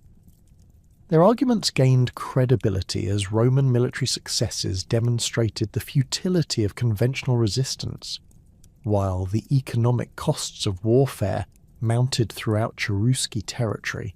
The leadership of the pro-Roman faction included several prominent warriors and tribal elders who possessed sufficient military credibility to challenge Arminius's strategic decisions without appearing cowardly or treacherous to their followers.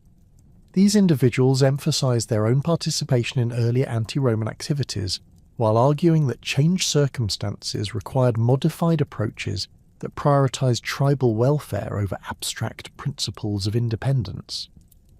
Their political maneuvering exploited growing war weariness among ordinary Cherusci families who had borne the heaviest costs of prolonged military operations. The ideological foundations of the pro-Roman position involve sophisticated arguments about the nature of Roman rule and the possibilities for maintaining Cherusci cultural identity within the imperial system. Pro-Roman leaders pointed to other Germanic tribes that had successfully negotiated client relationships, providing internal autonomy while securing Roman protection against hostile neighbours. They argued that Roman administrative methods, while initially disruptive, could ultimately provide benefits, including improved trade opportunities, technological innovations, and legal protections that would enhance Cherusci prosperity and security. The most prominent symbol of the growing divisions within Cherusci society emerged through the increasingly public disagreements between Arminius and his brother Flavus, who had remained consistently loyal to Roman service throughout the period of Germanic resistance. Flavus had continued his military career in Roman auxiliary units, even after the Teutoburg Forest victory, maintaining his oath of loyalty while his brother orchestrated the greatest defeat in Roman military history. This family division reflected the broader tensions within Germanic society between traditional independence and the practical benefits of Roman integration. Flavus possessed impeccable military credentials that provided him with substantial credibility within Cherusci warrior culture, despite his Roman loyalties. He had served with distinction in multiple campaigns, earning decorations and advancement within Roman military hierarchy, while maintaining his Germanic identity and connections to tribal politics. His visible battle scars and missing eye, lost during combat service with Roman forces, provided tangible evidence of his warrior status that prevented critics from dismissing him as a mere collaborator or coward. The public confrontations between Arminius and Flavus became focal points for broader political debates within Cherusci society about the appropriate response to Roman pressure and the costs of continued resistance. These exchanges, conducted during tribal assemblies and religious gatherings, involved sophisticated arguments about loyalty, pragmatism, and the long-term interests of the Cherusci people. Flavus argued that his Roman service had provided him with detailed understanding of imperial capabilities and intentions that supported his assessment that accommodation offered better prospects than continued warfare. The personal dimensions of the conflict between the brothers added emotional intensity to political disagreements that might otherwise have remained abstract debates about strategic policy. Family loyalties and obligations that had traditionally provided stability within Cherusci social structure became sources of division and conflict as relatives chose different sides in the growing political schism. The breakdown of family unity at the highest levels of tribal leadership provided a powerful symbol of the broader social fragmentation that was undermining Cherusci political cohesion. Archaeological evidence from Cherusci settlement sites dating to this period reveals material indicators of the social tensions that accompanied political divisions within the tribe. Excavations have uncovered weapons caches and defensive preparations within individual compounds that suggest families were preparing for potential internal conflicts rather than external threats. The construction of palisades and defensive ditches around individual farmsteads indicates that traditional community cooperation was breaking down as political disagreements created suspicions and hostilities between neighbours.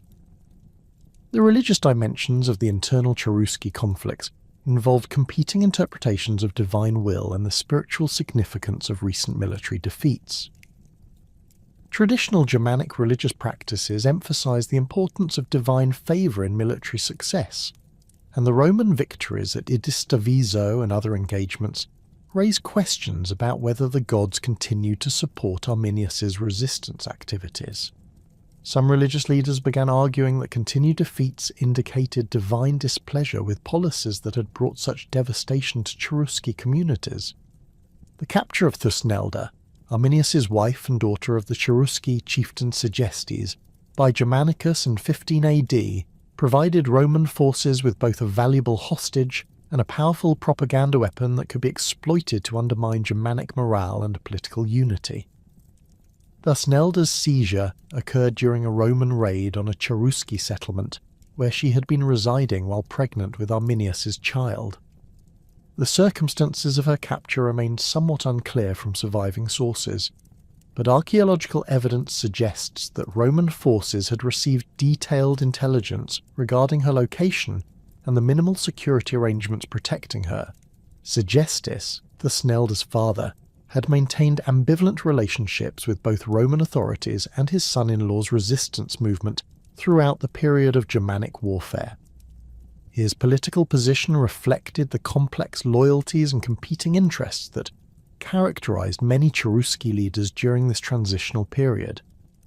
While he had not actively opposed Arminius's early resistance activities, he had also avoided full commitment to anti-Roman policies that might invite devastating retaliation against his family and followers. His daughter's marriage to Arminius had created family obligations that conflicted with his pragmatic assessments of Roman military capabilities. The political implications of Thusnelda's capture extended far beyond her personal fate to encompass fundamental questions about Arminius's ability to protect his own family and supporters from Roman retaliation. Germanic warrior culture placed enormous emphasis on the protection of women and children, and Arminius's failure to prevent his wife's seizure raised questions about his military competence and strategic judgment. Critics within Cherusci society began arguing that his resistance policies had exposed tribal families to dangers that outweighed any potential benefits of continued independence. Roman treatment of Thusnelda reflected sophisticated understanding of her propaganda value and the psychological impact her captivity would have on Germanic resistance morale. Rather than treating her as an ordinary prisoner of war, Roman authorities provided her with comfortable accommodations and respectful treatment that demonstrated Roman civilization and magnanimity toward defeated enemies. These arrangements were designed to contrast favourably with the hardships and dangers that Germanic families faced in their forest hideouts, while their menfolk continued futile resistance activities. The birth of Thusnelda's son, Thumelicus, while in Roman custody, provided additional propaganda opportunities that Roman authorities exploited to demonstrate their benevolent treatment of Germanic captives and their commitment to integrating Germanic peoples into Roman civilization. The child's upbringing in Roman educational institutions would serve as a living example of successful cultural assimilation, while providing potential future leadership for pro-Roman policies among the Cherusci. Roman investment in the boy's education and training reflected long-term strategic thinking about Germanic political development under imperial influence. The public display of Thusnelda and her infant son during Germanicus's triumph in Rome in 17 AD represented the culmination of Roman propaganda efforts to demonstrate the success of their Germanic campaigns and the futility of continued resistance. The triumph, attended by enormous crowds of Roman citizens, featured elaborate processions displaying captured Germanic weapons, religious artifacts, and other symbols of victory over barbarian enemies. Thusnelda's presence in these ceremonies provided a human face for Roman victory, while symbolizing the submission of Germanic peoples to imperial authority. The psychological impact of Thusnelda's public humiliation in Rome reverberated throughout Germanic territories as reports of the triumph reached tribal communities through various communication networks.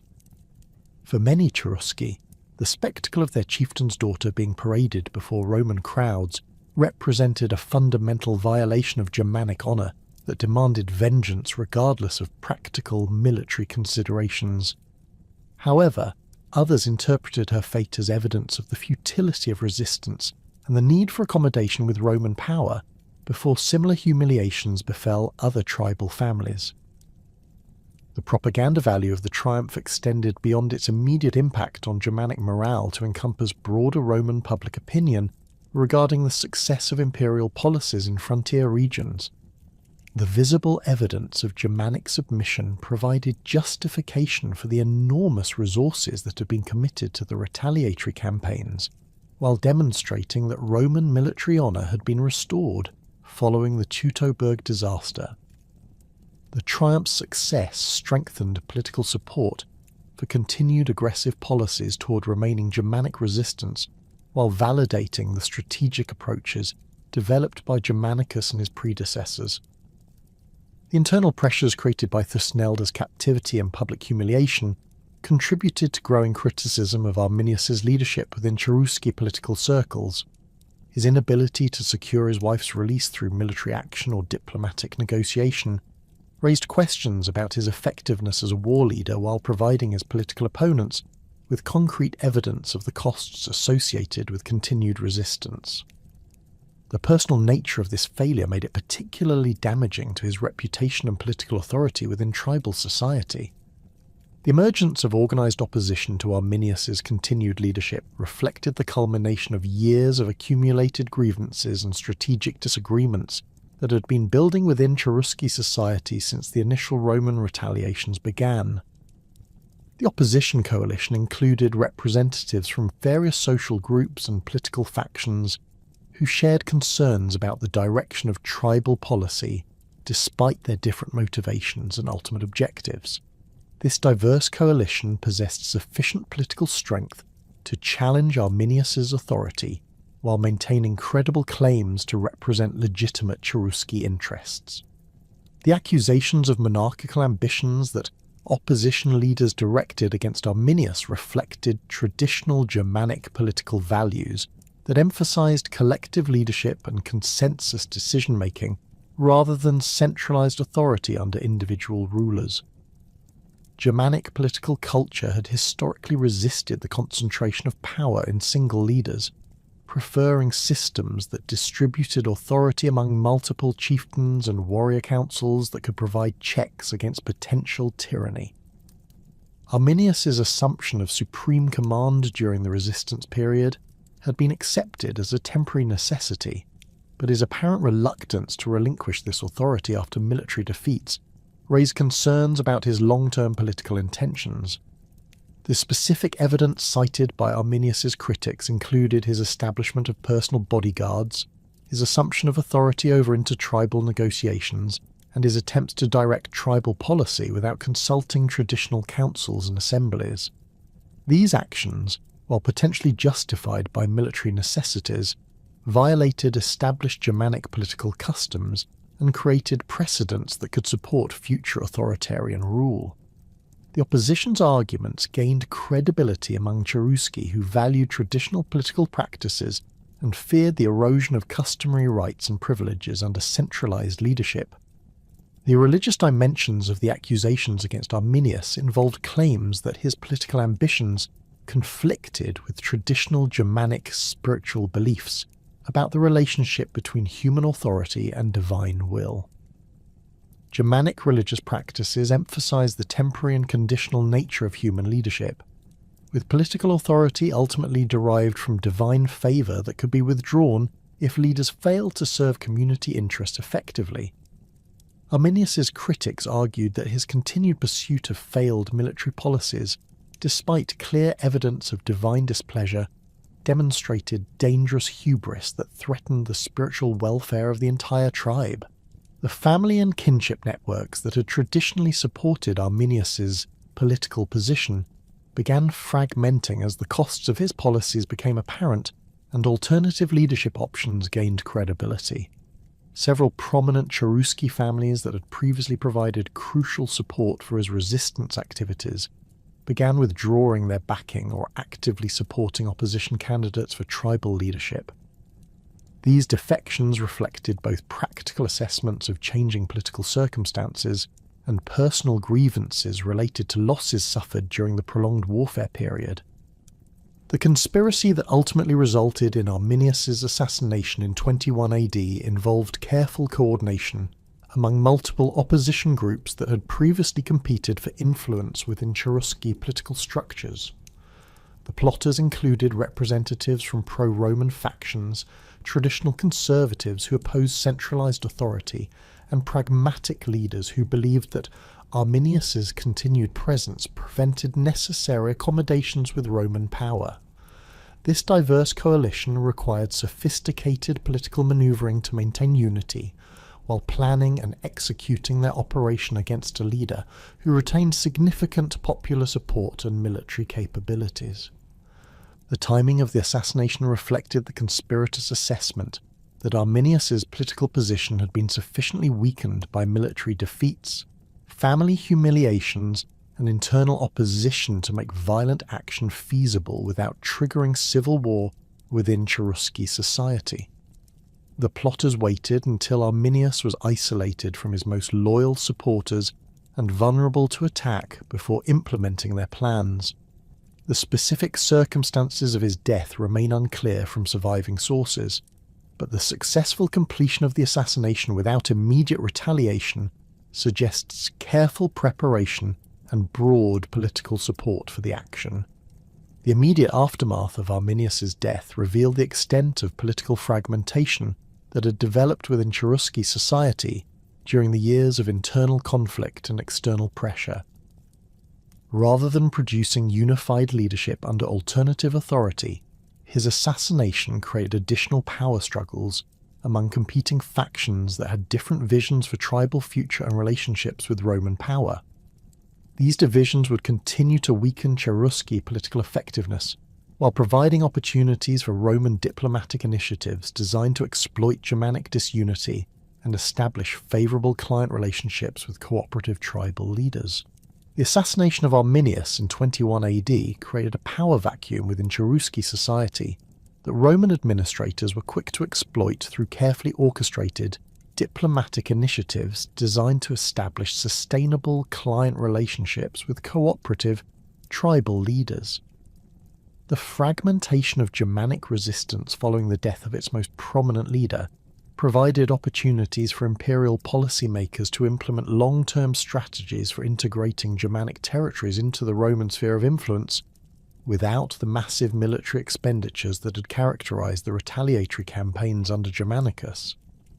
The transition from military conquest to political manipulation reflected Augustus's original vision of extending Roman control through diplomatic means, while minimizing the administrative costs associated with direct governance of barbarian territories. The selection of suitable candidates for Roman-sponsored leadership positions within Cherusci society required careful assessment of individual political credentials, family connections, and demonstrated loyalty to imperial interests. Roman intelligence networks, developed during years of military operations in Germanic territories, provided detailed information about tribal political structures, kinship relationships, and factional divisions that could be exploited to identify potential collaborators. The ideal candidate would possess sufficient military reputation and tribal standing to command respect among Cherusci warriors, while maintaining reliable commitment to Roman policy objectives and administrative requirements. The emergence of Italicus as the preferred Roman candidate for Cherusci leadership represented the culmination of decades of imperial investment in Germanic political development and cultural integration. Born around 15 AD, Italicus was the son of Flavus, Arminius's brother who had maintained consistent loyalty to Roman service throughout the period of Germanic resistance. His parentage provided him with impeccable Cherusci bloodlines, while his upbringing in Roman educational institutions had shaped his cultural perspectives and political loyalties according to imperial preferences. The combination of Germanic legitimacy and Roman education made him an ideal instrument for implementing imperial policies within traditional tribal structures. Italicus's education in Rome had exposed him to the sophisticated political, legal, and administrative systems that governed the empire, while providing him with personal connections to influential Roman families and political figures. His curriculum included rhetoric, law, military tactics, and administrative procedures that would prove essential to governing a client state according to Roman expectations. The young man had also received training in Germanic languages and customs to ensure that he could communicate effectively with tribal populations, while understanding the cultural sensitivities that would influence his political success. The physical appearance and bearing that Italicus presented upon his arrival in Cherusci territory reflected his Roman education and cultural formation, while maintaining sufficient Germanic characteristics to establish credibility with tribal audiences. Contemporary descriptions suggest that he dressed in Roman-style clothing adapted for Germanic conditions, wore his hair in fashions that combined Roman and Germanic elements, and carried weapons that demonstrated both Roman craftsmanship and traditional Germanic warrior symbolism. This careful attention to visual presentation was designed to signal his dual cultural identity, while emphasizing his suitability for bridging Roman and Germanic political systems. The installation of Italicus as client king around 47 AD occurred during a period when Cherusci political structures had been severely weakened by years of internal conflict, external military pressure, and the absence of unified leadership following Arminius's assassination.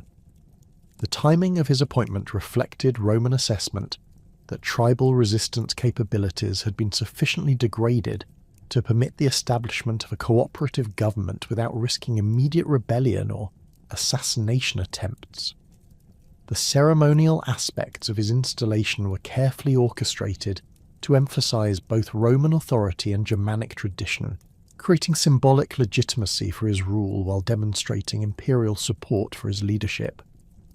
The Roman military escort that accompanied Italicus to his installation provided both practical protection and symbolic demonstration of imperial backing for his authority.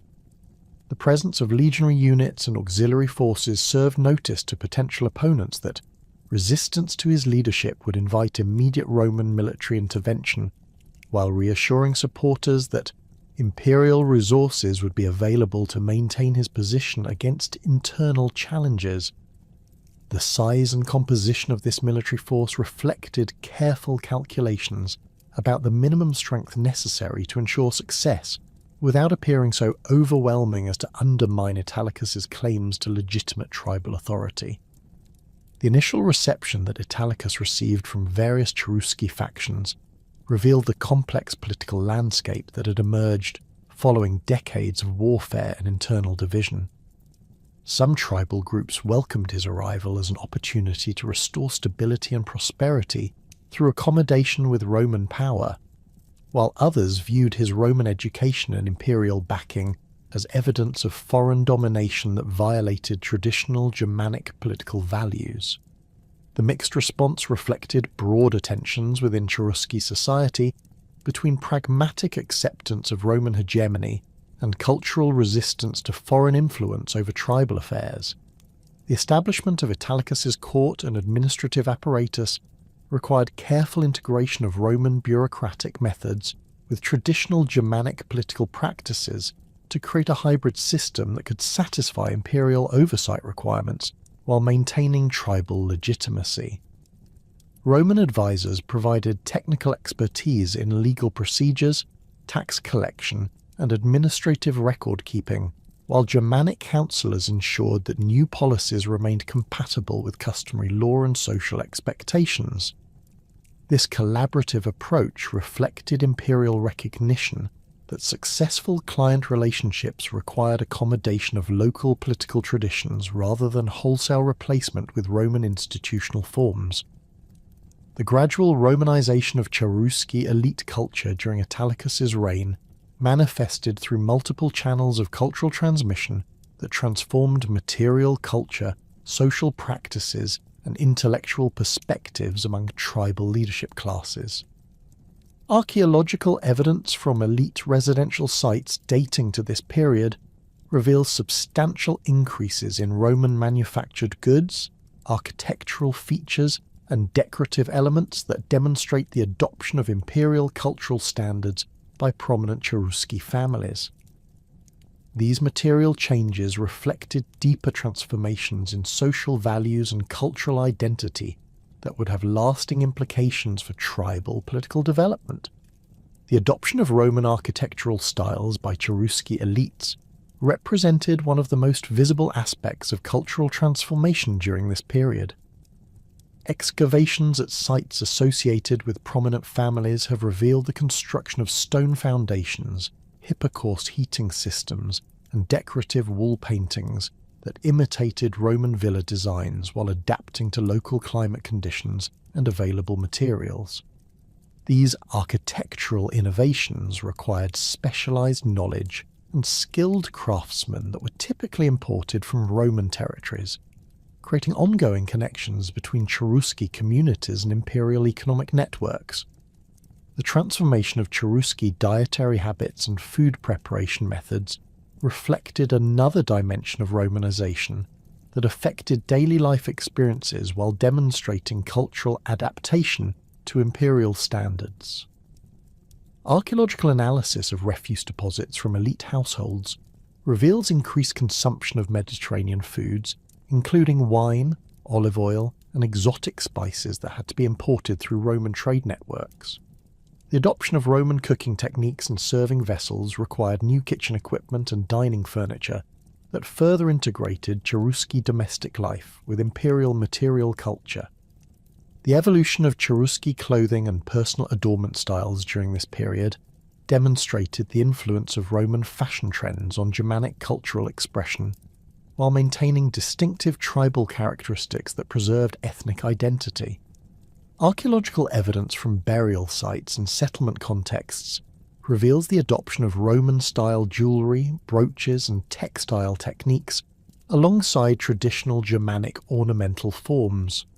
This hybrid approach to personal appearance reflected the complex cultural negotiations that characterized the Romanization process among client populations. The linguistic changes that occurred within Cherusci elite circles represented perhaps the most profound aspect of cultural transformation. as Latin vocabulary and grammatical structures began influencing Germanic speech patterns, while Roman educational practices shaped intellectual development among tribal leadership classes. The adoption of Latin as the language of administration and diplomacy required extensive language training for Cherusci officials, while creating new categories of cultural knowledge that distinguished educated elites from traditional tribal populations.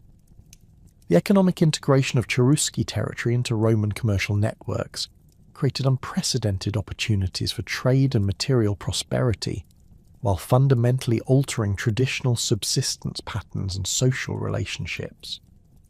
The establishment of regular trade routes connecting Cherusci communities with Roman markets provided access to manufactured goods, agricultural products, and luxury items that had previously been available only through limited and irregular exchange networks. These commercial relationships created new forms of economic dependency, while generating wealth that could support more complex political and social structures. The development of Roman commercial infrastructure within Cherusci territory required substantial investments in transportation networks, storage facilities, and market centres that facilitated regular exchange between Germanic producers and Roman consumers. Archaeological evidence reveals the construction of improved roads, bridges, and way stations that enabled more efficient movement of goods, while providing security for merchants travelling through previously dangerous frontier regions. These infrastructure improvements created permanent physical connections between Cherusci communities and Roman economic systems that would prove difficult to sever even during periods of political tension. The establishment of standardized weights, measures, and currency systems within Cherusci territory reflected Roman administrative requirements for systematic tax collection and commercial regulation, while introducing Germanic populations to monetized economic relationships. The adoption of Roman coinage for local transactions required significant changes in traditional exchange practices, while creating new opportunities for capital accumulation and investment.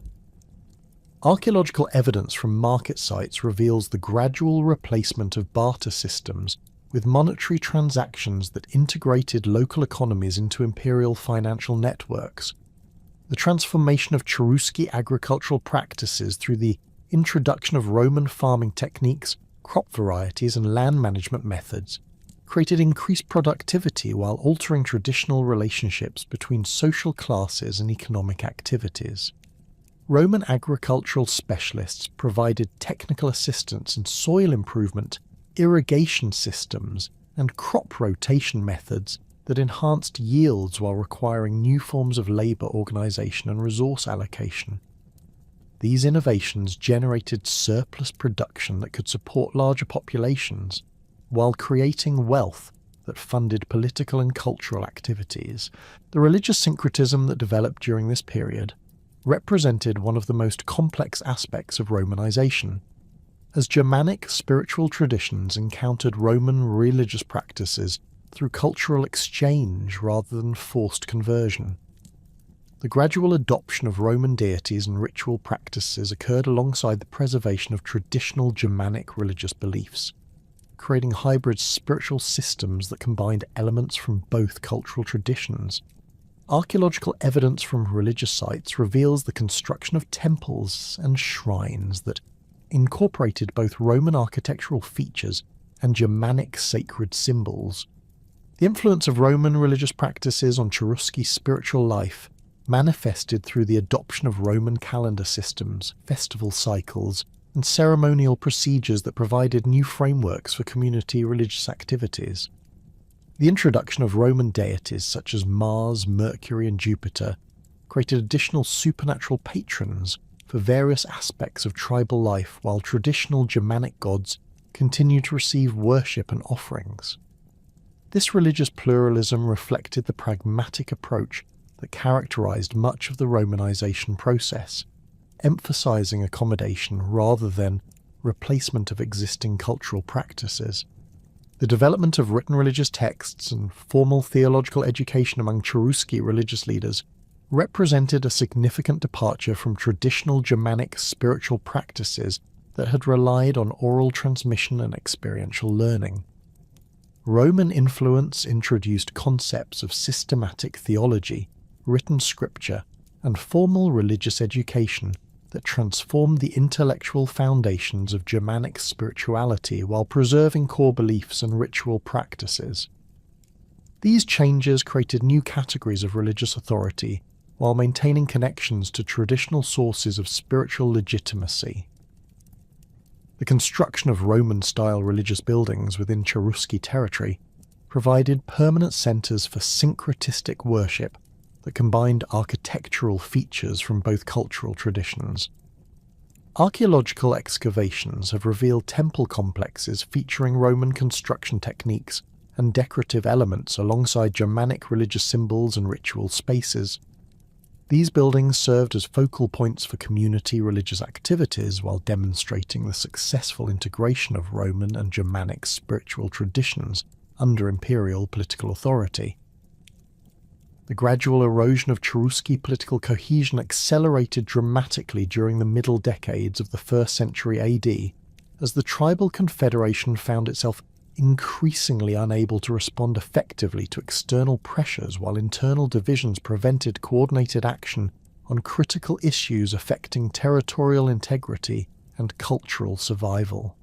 The death of Italicus around 60 AD marked the end of the last period of unified Cherusci leadership, as subsequent attempts to establish successor regimes failed to generate sufficient support among the fragmented tribal factions that had emerged during decades of Roman influence and internal political competition.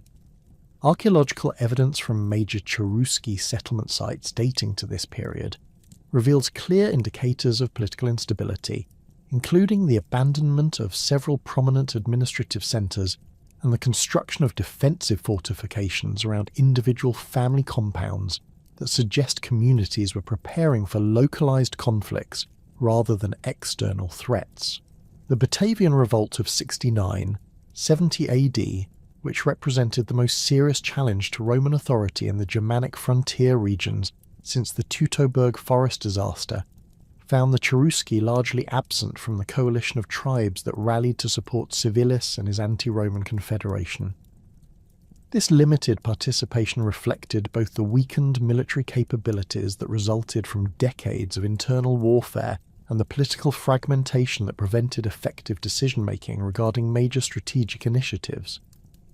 While some individual Cherusci warriors may have joined the revolt as personal followers of other tribal leaders, the absence of organised Cherusci military units from the major engagements of the conflict demonstrated the extent to which the tribe had lost its capacity for independent military action on a significant scale. The few Cherusci groups that did participate in the Batavian Revolt appear to have been drawn primarily from the northern territories along the Weser River, where Roman administrative control had been less intensive and traditional warrior culture had retained greater influence over political decision-making.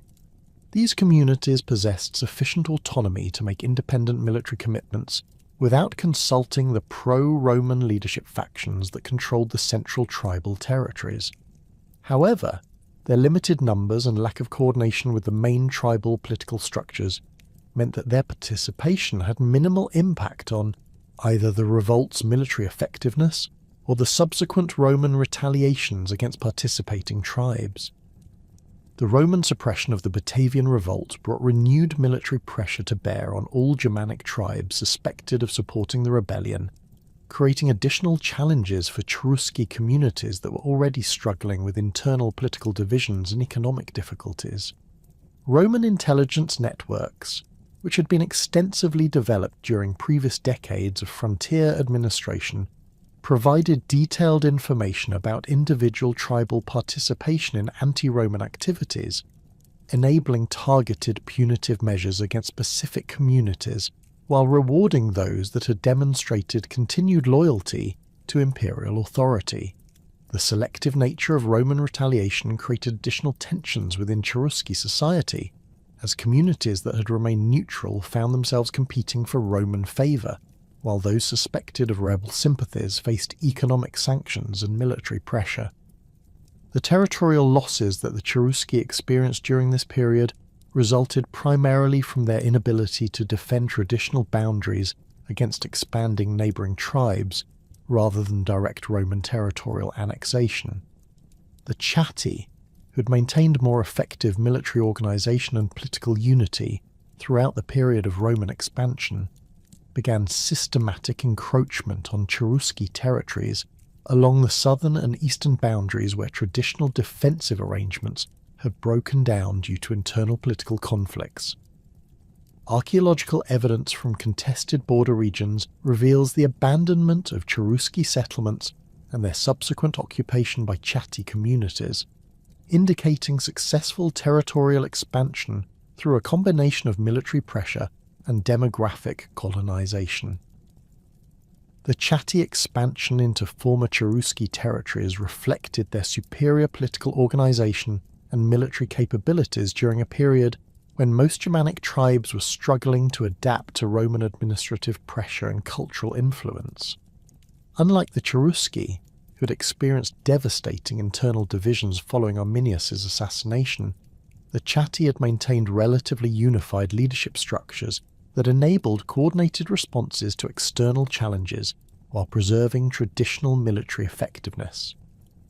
Their success in territorial expansion demonstrated the advantages of political stability and military preparedness in the competitive environment of Germanic frontier politics during the 1st century AD. The emergence of Saxon confederations along the northern coastal regions presented additional territorial challenges for Cherusci communities that had traditionally controlled access to North Sea trade routes and coastal resources. The Saxon political organisation, which emphasised loose confederations of warrior bands rather than centralised tribal authority, proved more adaptable to the changing political and economic conditions of the Roman frontier period. Saxon expansion southward from their coastal territories gradually absorbed Cherusci communities that lacked the military strength or political organisation necessary to resist incorporation into the expanding confederation. The Saxon territorial expansion differed significantly from Chatti methods, emphasising gradual demographic infiltration and cultural assimilation rather than direct military conquest. Saxon communities established settlements in marginal areas that had been abandoned by weakened Cherusci groups, gradually expanding their influence through intermarriage, trade relationships, and the provision of military protection to vulnerable populations. This approach proved particularly effective in regions where traditional Cherusci political authority had broken down, and local communities were seeking new sources of security and economic opportunity. The population decline that affected Cherusci territories during the late 1st and early 2nd centuries AD resulted from multiple interconnected factors that created a demographic crisis threatening the long-term survival of distinct Cherusci cultural identity. Decades of warfare, beginning with the Roman retaliatory campaigns following the Teutoburg Forest and continuing through various internal conflicts and territorial disputes with neighbouring tribes, had created substantial casualties among the warrior classes that traditionally provided political leadership and military protection for tribal communities. The loss of military-age males through combat deaths, captivity and migration to other tribal territories had disrupted traditional demographic patterns while reducing the defensive capabilities necessary for territorial security. Migration patterns during this period reflected both voluntary movements of individuals and families seeking better economic opportunities, and forced relocations resulting from military defeats and territorial losses. Archaeological evidence from abandoned settlement sites reveals hasty departures characterized by the abandonment of substantial material possessions and the incomplete destruction of structures, suggesting that many communities fled under immediate military pressure rather than conducting planned relocations. The scattered distribution of Cherusci cultural artifacts in territories controlled by other tribal groups indicates that displaced populations often integrated into existing communities rather than maintaining distinct ethnic identities. The absorption of Cherusci populations into neighbouring tribal confederations occurred through various mechanisms that reflected both voluntary assimilation and involuntary incorporation following military defeats. Intermarriage between Cherusci refugees and members of host communities created kinship networks that facilitated cultural integration while preserving some elements of Cherusci tradition within broader tribal identities. The adoption of Cherusci military techniques, craft specializations, and agricultural practices by host communities demonstrated the value that displaced populations could provide to their new tribal affiliations. The economic factors contributing to population decline included the disruption of traditional subsistence patterns through warfare and territorial losses, the breakdown of trade networks that had provided access to essential goods and materials, and the inability to maintain agricultural productivity due to labour shortages and security concerns. Archaeological evidence from agricultural sites dating to this period reveals reduced cultivation areas, abandoned field systems, and the deterioration of agricultural infrastructure that had supported larger populations during previous centuries. The economic stress created by these conditions forced many communities to reduce their population levels through emigration, while making it difficult to support the birth rates necessary for demographic recovery. Archaeological investigations conducted throughout the 20th and 21st centuries have documented extensive evidence of settlement abandonment during the 2nd and 3rd centuries AD that provides detailed insights into the processes of Cherusci territorial contraction and cultural transformation. Excavations at major settlement sites such as those near Hanover and Hildesheim reveal clear abandonment layers characterized by the rapid accumulation of debris, the absence of maintenance activities, and the lack of new construction that would indicate continued occupation. Radiocarbon dating of organic materials from these abandonment contexts provides precise chronological frameworks for understanding the timing and extent of demographic collapse in different regions.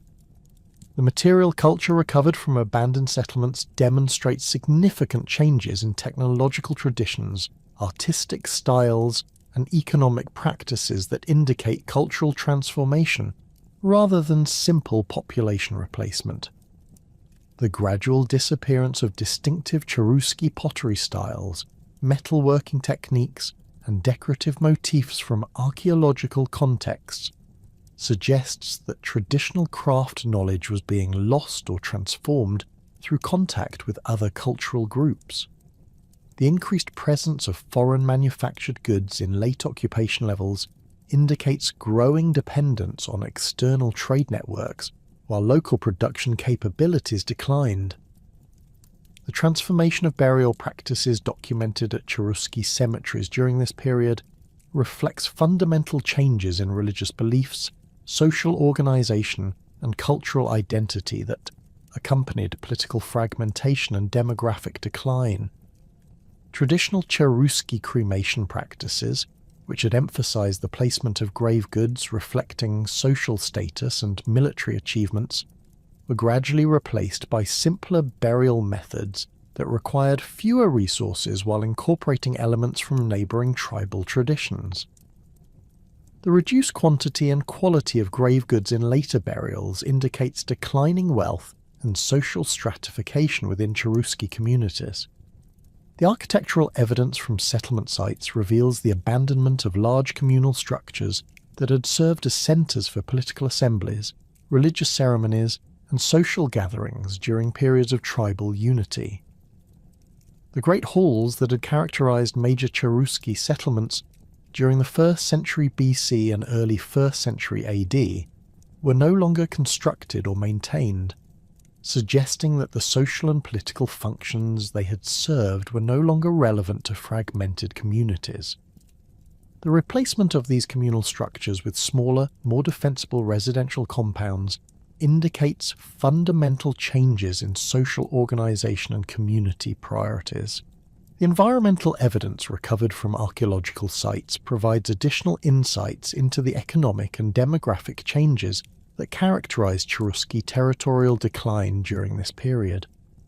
Pollen analysis from bog deposits and lake sediments reveal significant changes in vegetation patterns that reflect reduced agricultural activity and the reforestation of previously cultivated areas.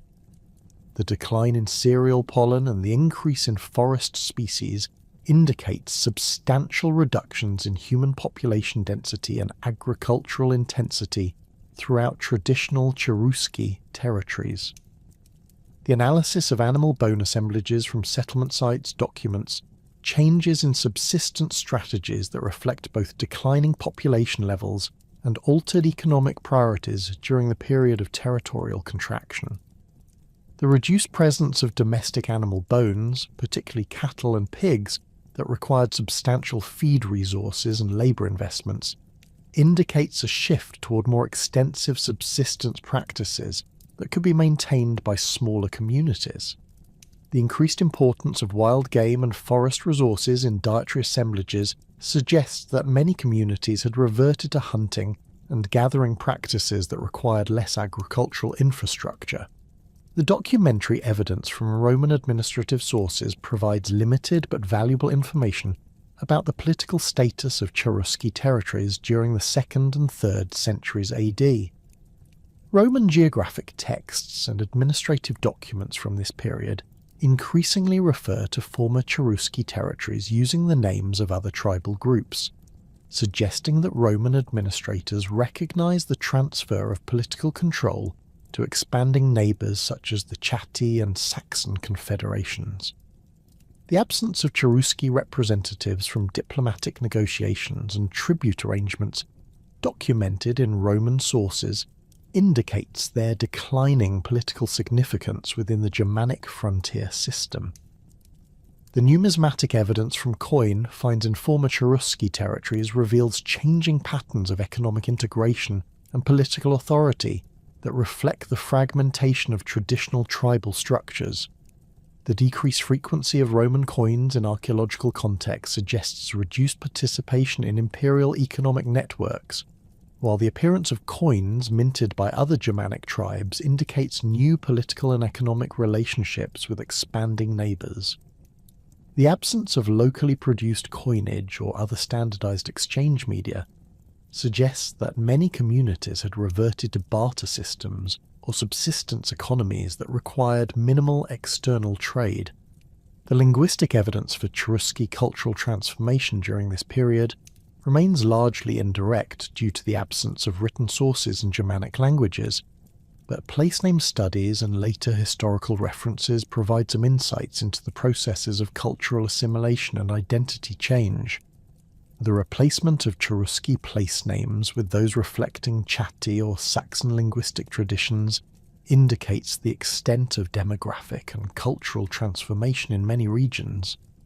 The preservation of some Cherusci-derived place names in marginal areas suggests that remnant populations maintained elements of traditional identity even as they were incorporated into larger tribal confederations. The religious transformation documented through archaeological evidence reveals fundamental changes in spiritual practices and beliefs that accompanied political fragmentation and cultural assimilation. The abandonment of traditional Cherusci religious sites, including sacred groves and ritual centres that had served as focal points for tribal identity, indicates the breakdown of religious institutions that had previously maintained cultural cohesion. The adoption of religious practices associated with neighbouring tribes or Roman cultural influences suggests that spiritual beliefs were adapting to new political and social realities. The preservation of Cherusci historical memory during the medieval period occurred primarily through the transmission of oral traditions that were eventually recorded by Christian chroniclers who possessed limited understanding of Germanic political structures and cultural practices.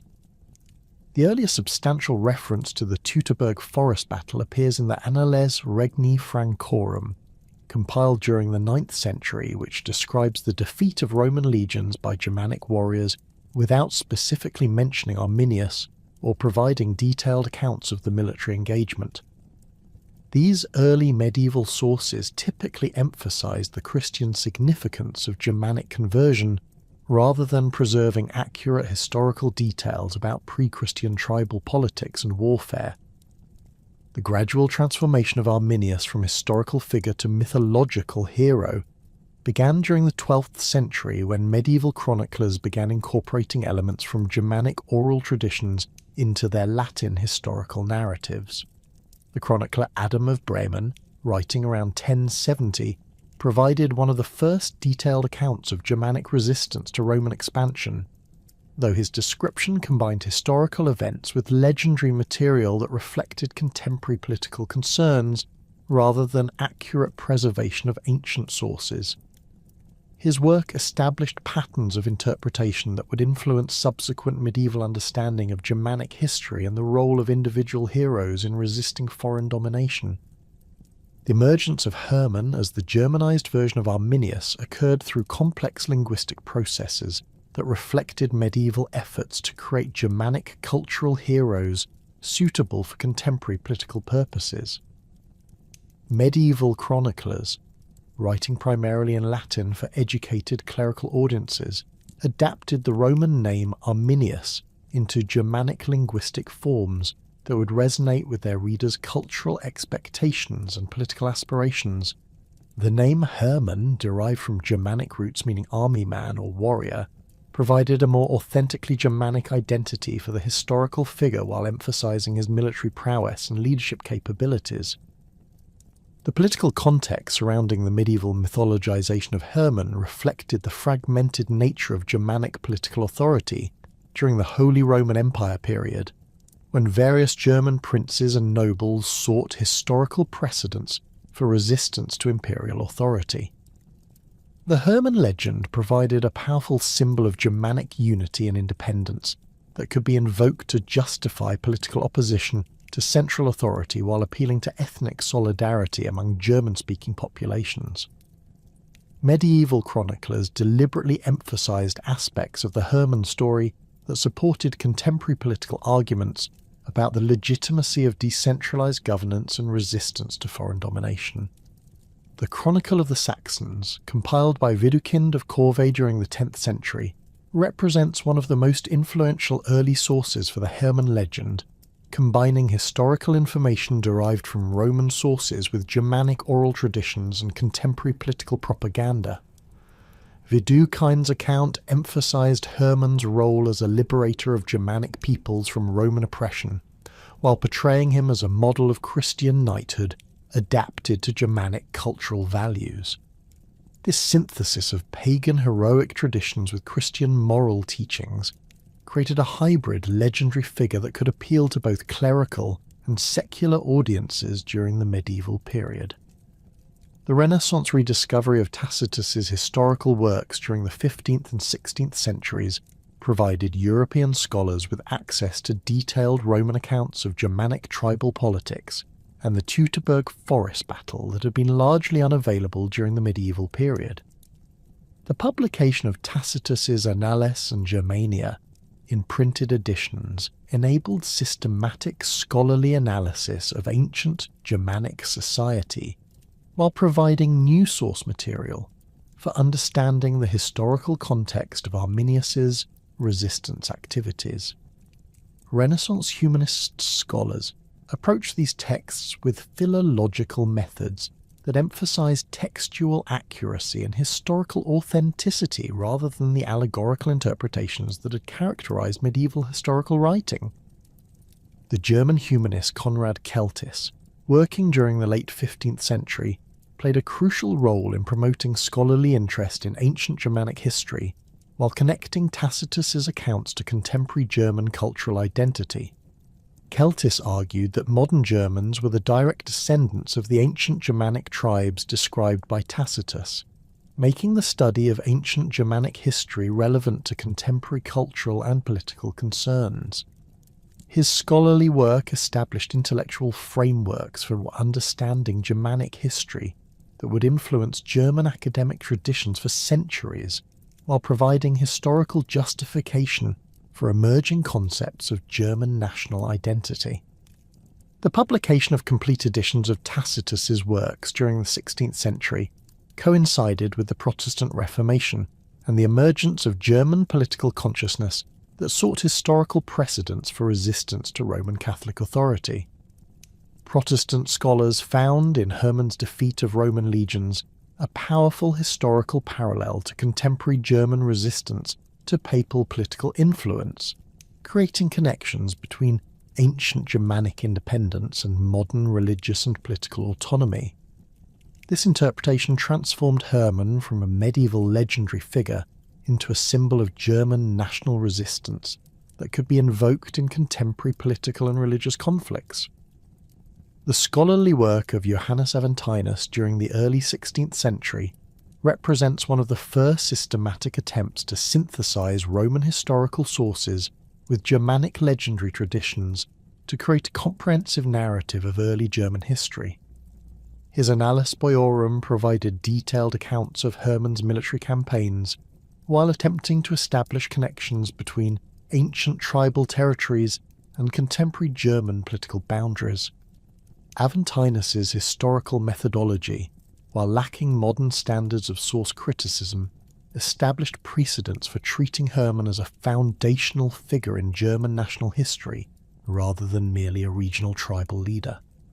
The emergence of German nationalism during the 18th and 19th centuries transformed Hermann from a scholarly historical figure into a powerful symbol of German cultural and political identity that could mobilize popular support for various political movements. The Enlightenment emphasis on reason and historical analysis provided intellectual tools for examining Hermann's historical significance, while Romantic literary movements created emotional frameworks for connecting ancient Germanic heroism to contemporary German cultural aspirations. This combination of scholarly research and popular cultural expression created the conditions for Hermann's transformation into a national hero of unprecedented significance. The literary works of Friedrich Gottlieb Klopstock during the 1760s played a crucial role in establishing Hermann as a central figure in German cultural consciousness through epic poetry that combined historical research with Romantic literary techniques.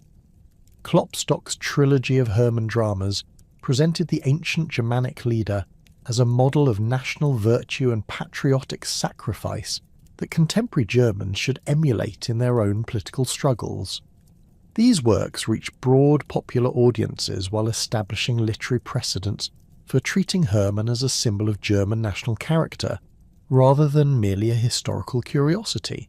The political circumstances surrounding the Napoleonic Wars created particularly favourable conditions for the appropriation of Hermann's symbolism by German nationalist movements seeking to mobilise popular resistance to French domination. The parallel between Hermann's defeat of Roman legions and contemporary German struggles against French military occupation provided powerful historical precedents that could justify armed resistance while appealing to patriotic emotions and cultural pride. Nationalist propagandists deliberately emphasized these historical parallels while using Hermann imagery to promote German political unity and military cooperation against foreign enemies. The construction of the Hermannsdenkmal near Detmold between 1838 and 1875 represented the culmination of 19th century efforts to create permanent monuments celebrating Hermann's historical significance while establishing physical focal points for German nationalist political activities. The monument's designer, Ernst von Bandel, conceived the project as a celebration of German national unity and military prowess that would inspire contemporary Germans to maintain their cultural independence and political sovereignty. The massive bronze statue, standing over 50 metres tall including its pedestal, was designed to be visible from great distances while creating an imposing symbol of German strength and determination. The financing and construction of the Hermannsdenkmal required decades of fundraising efforts that involved German communities throughout Central Europe, and demonstrated the broad popular appeal of Hermann's symbolism during the 19th century. Contributions came from various German states, immigrant communities in America, and individual donors who viewed the monument as an expression of German cultural solidarity that transcended political boundaries. The extended construction period, spanning nearly 4 decades, reflected both the technical challenges of creating such a massive structure and the political difficulties of coordinating a pan-German cultural project during a period of political fragmentation. The dedication ceremony for the Hermannsdenkmal in 1875 occurred shortly after the establishment of the German Empire and provided an opportunity for celebrating both ancient Germanic heroism and contemporary German political achievements. The ceremony attracted thousands of participants from throughout the German-speaking regions, while featuring speeches that connected Hermann's ancient victory over Roman legions to Prussia's recent defeat of France in the Franco-Prussian War. This symbolic connection between ancient and modern German military success established the monument as a focal point for German nationalist sentiment, while providing a physical location for commemorating German cultural and political achievements. The appropriation of Hermann symbolism by the Nazi regime during the 1930s and 1940s represented a systematic distortion of historical scholarship for political propaganda purposes that exploited popular cultural associations while promoting racial ideologies that had no basis in ancient Germanic society. Nazi propagandists emphasized Hermann's role as a defender of Germanic racial purity against Roman cultural contamination while ignoring the complex political and cultural relationships that had actually characterized Roman-Germanic interactions during the 1st century AD. This ideological interpretation transformed Hermann from a symbol of German national independence into a representative of racial superiority and cultural exclusivity. The Nazi manipulation of Hermann imagery involved the creation of elaborate ceremonial events at the Hermannsdenkmal and other Germanic historical sites that combined ancient Germanic symbolism with contemporary political propaganda. These events featured torchlight processions, mass rallies, and ritualized performances that were designed to create emotional connections between ancient Germanic traditions and Nazi political objectives. The regime's propaganda apparatus produced films, books, and educational materials that presented Hermann as a forerunner of Nazi racial ideology, while suppressing scholarly research that contradicted these interpretations. The post-war scholarly reassessment of Hermann's historical significance involved systematic efforts to distinguish between authentic historical evidence and the various layers of mythological interpretation that had accumulated during centuries of political appropriation. German historians working after 1945 faced the challenge of reconstructing accurate historical understanding while addressing the damage that Nazi propaganda had inflicted on public perceptions of ancient Germanic history.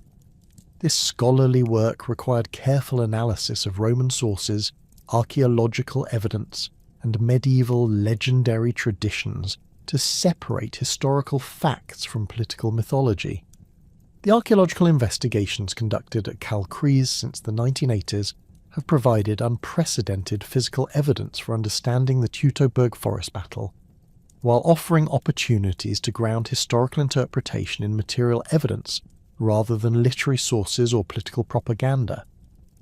The discovery of Roman military equipment, Germanic weapons, and human remains at the site has enabled detailed reconstruction of the battle's tactical development, while providing insights into the military capabilities and fighting methods of both Roman and Germanic forces. These archaeological findings have confirmed many aspects of Tacitus's historical account, while revealing details about ancient warfare that literary sources had not preserved.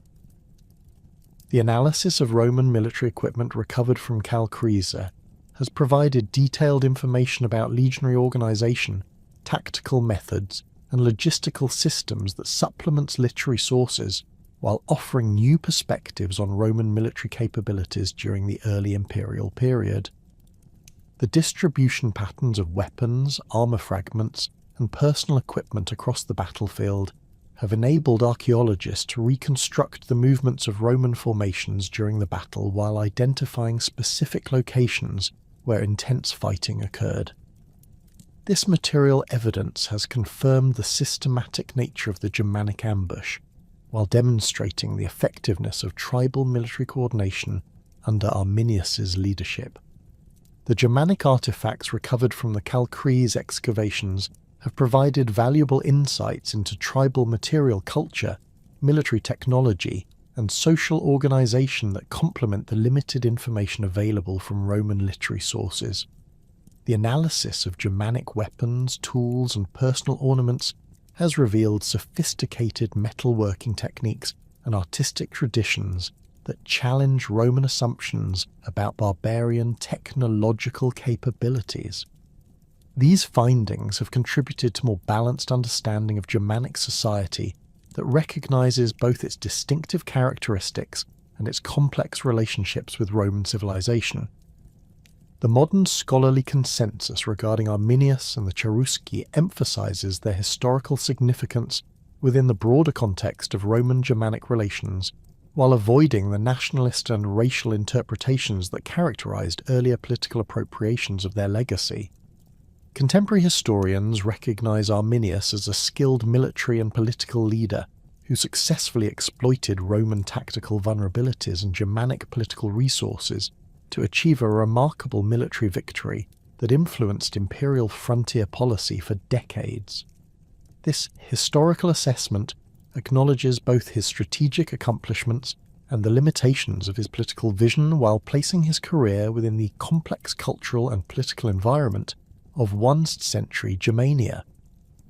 The continuing relevance of Cherusci history for understanding European cultural development reflects their role as representatives of the complex processes of cultural interaction, political adaptation, and social transformation that characterize the transition from ancient to medieval European civilization. Their experience of Roman contact, resistance, accommodation, and ultimate absorption into larger political entities provides valuable insights into the mechanisms through which ancient, tribal societies adapted to changing political and cultural circumstances.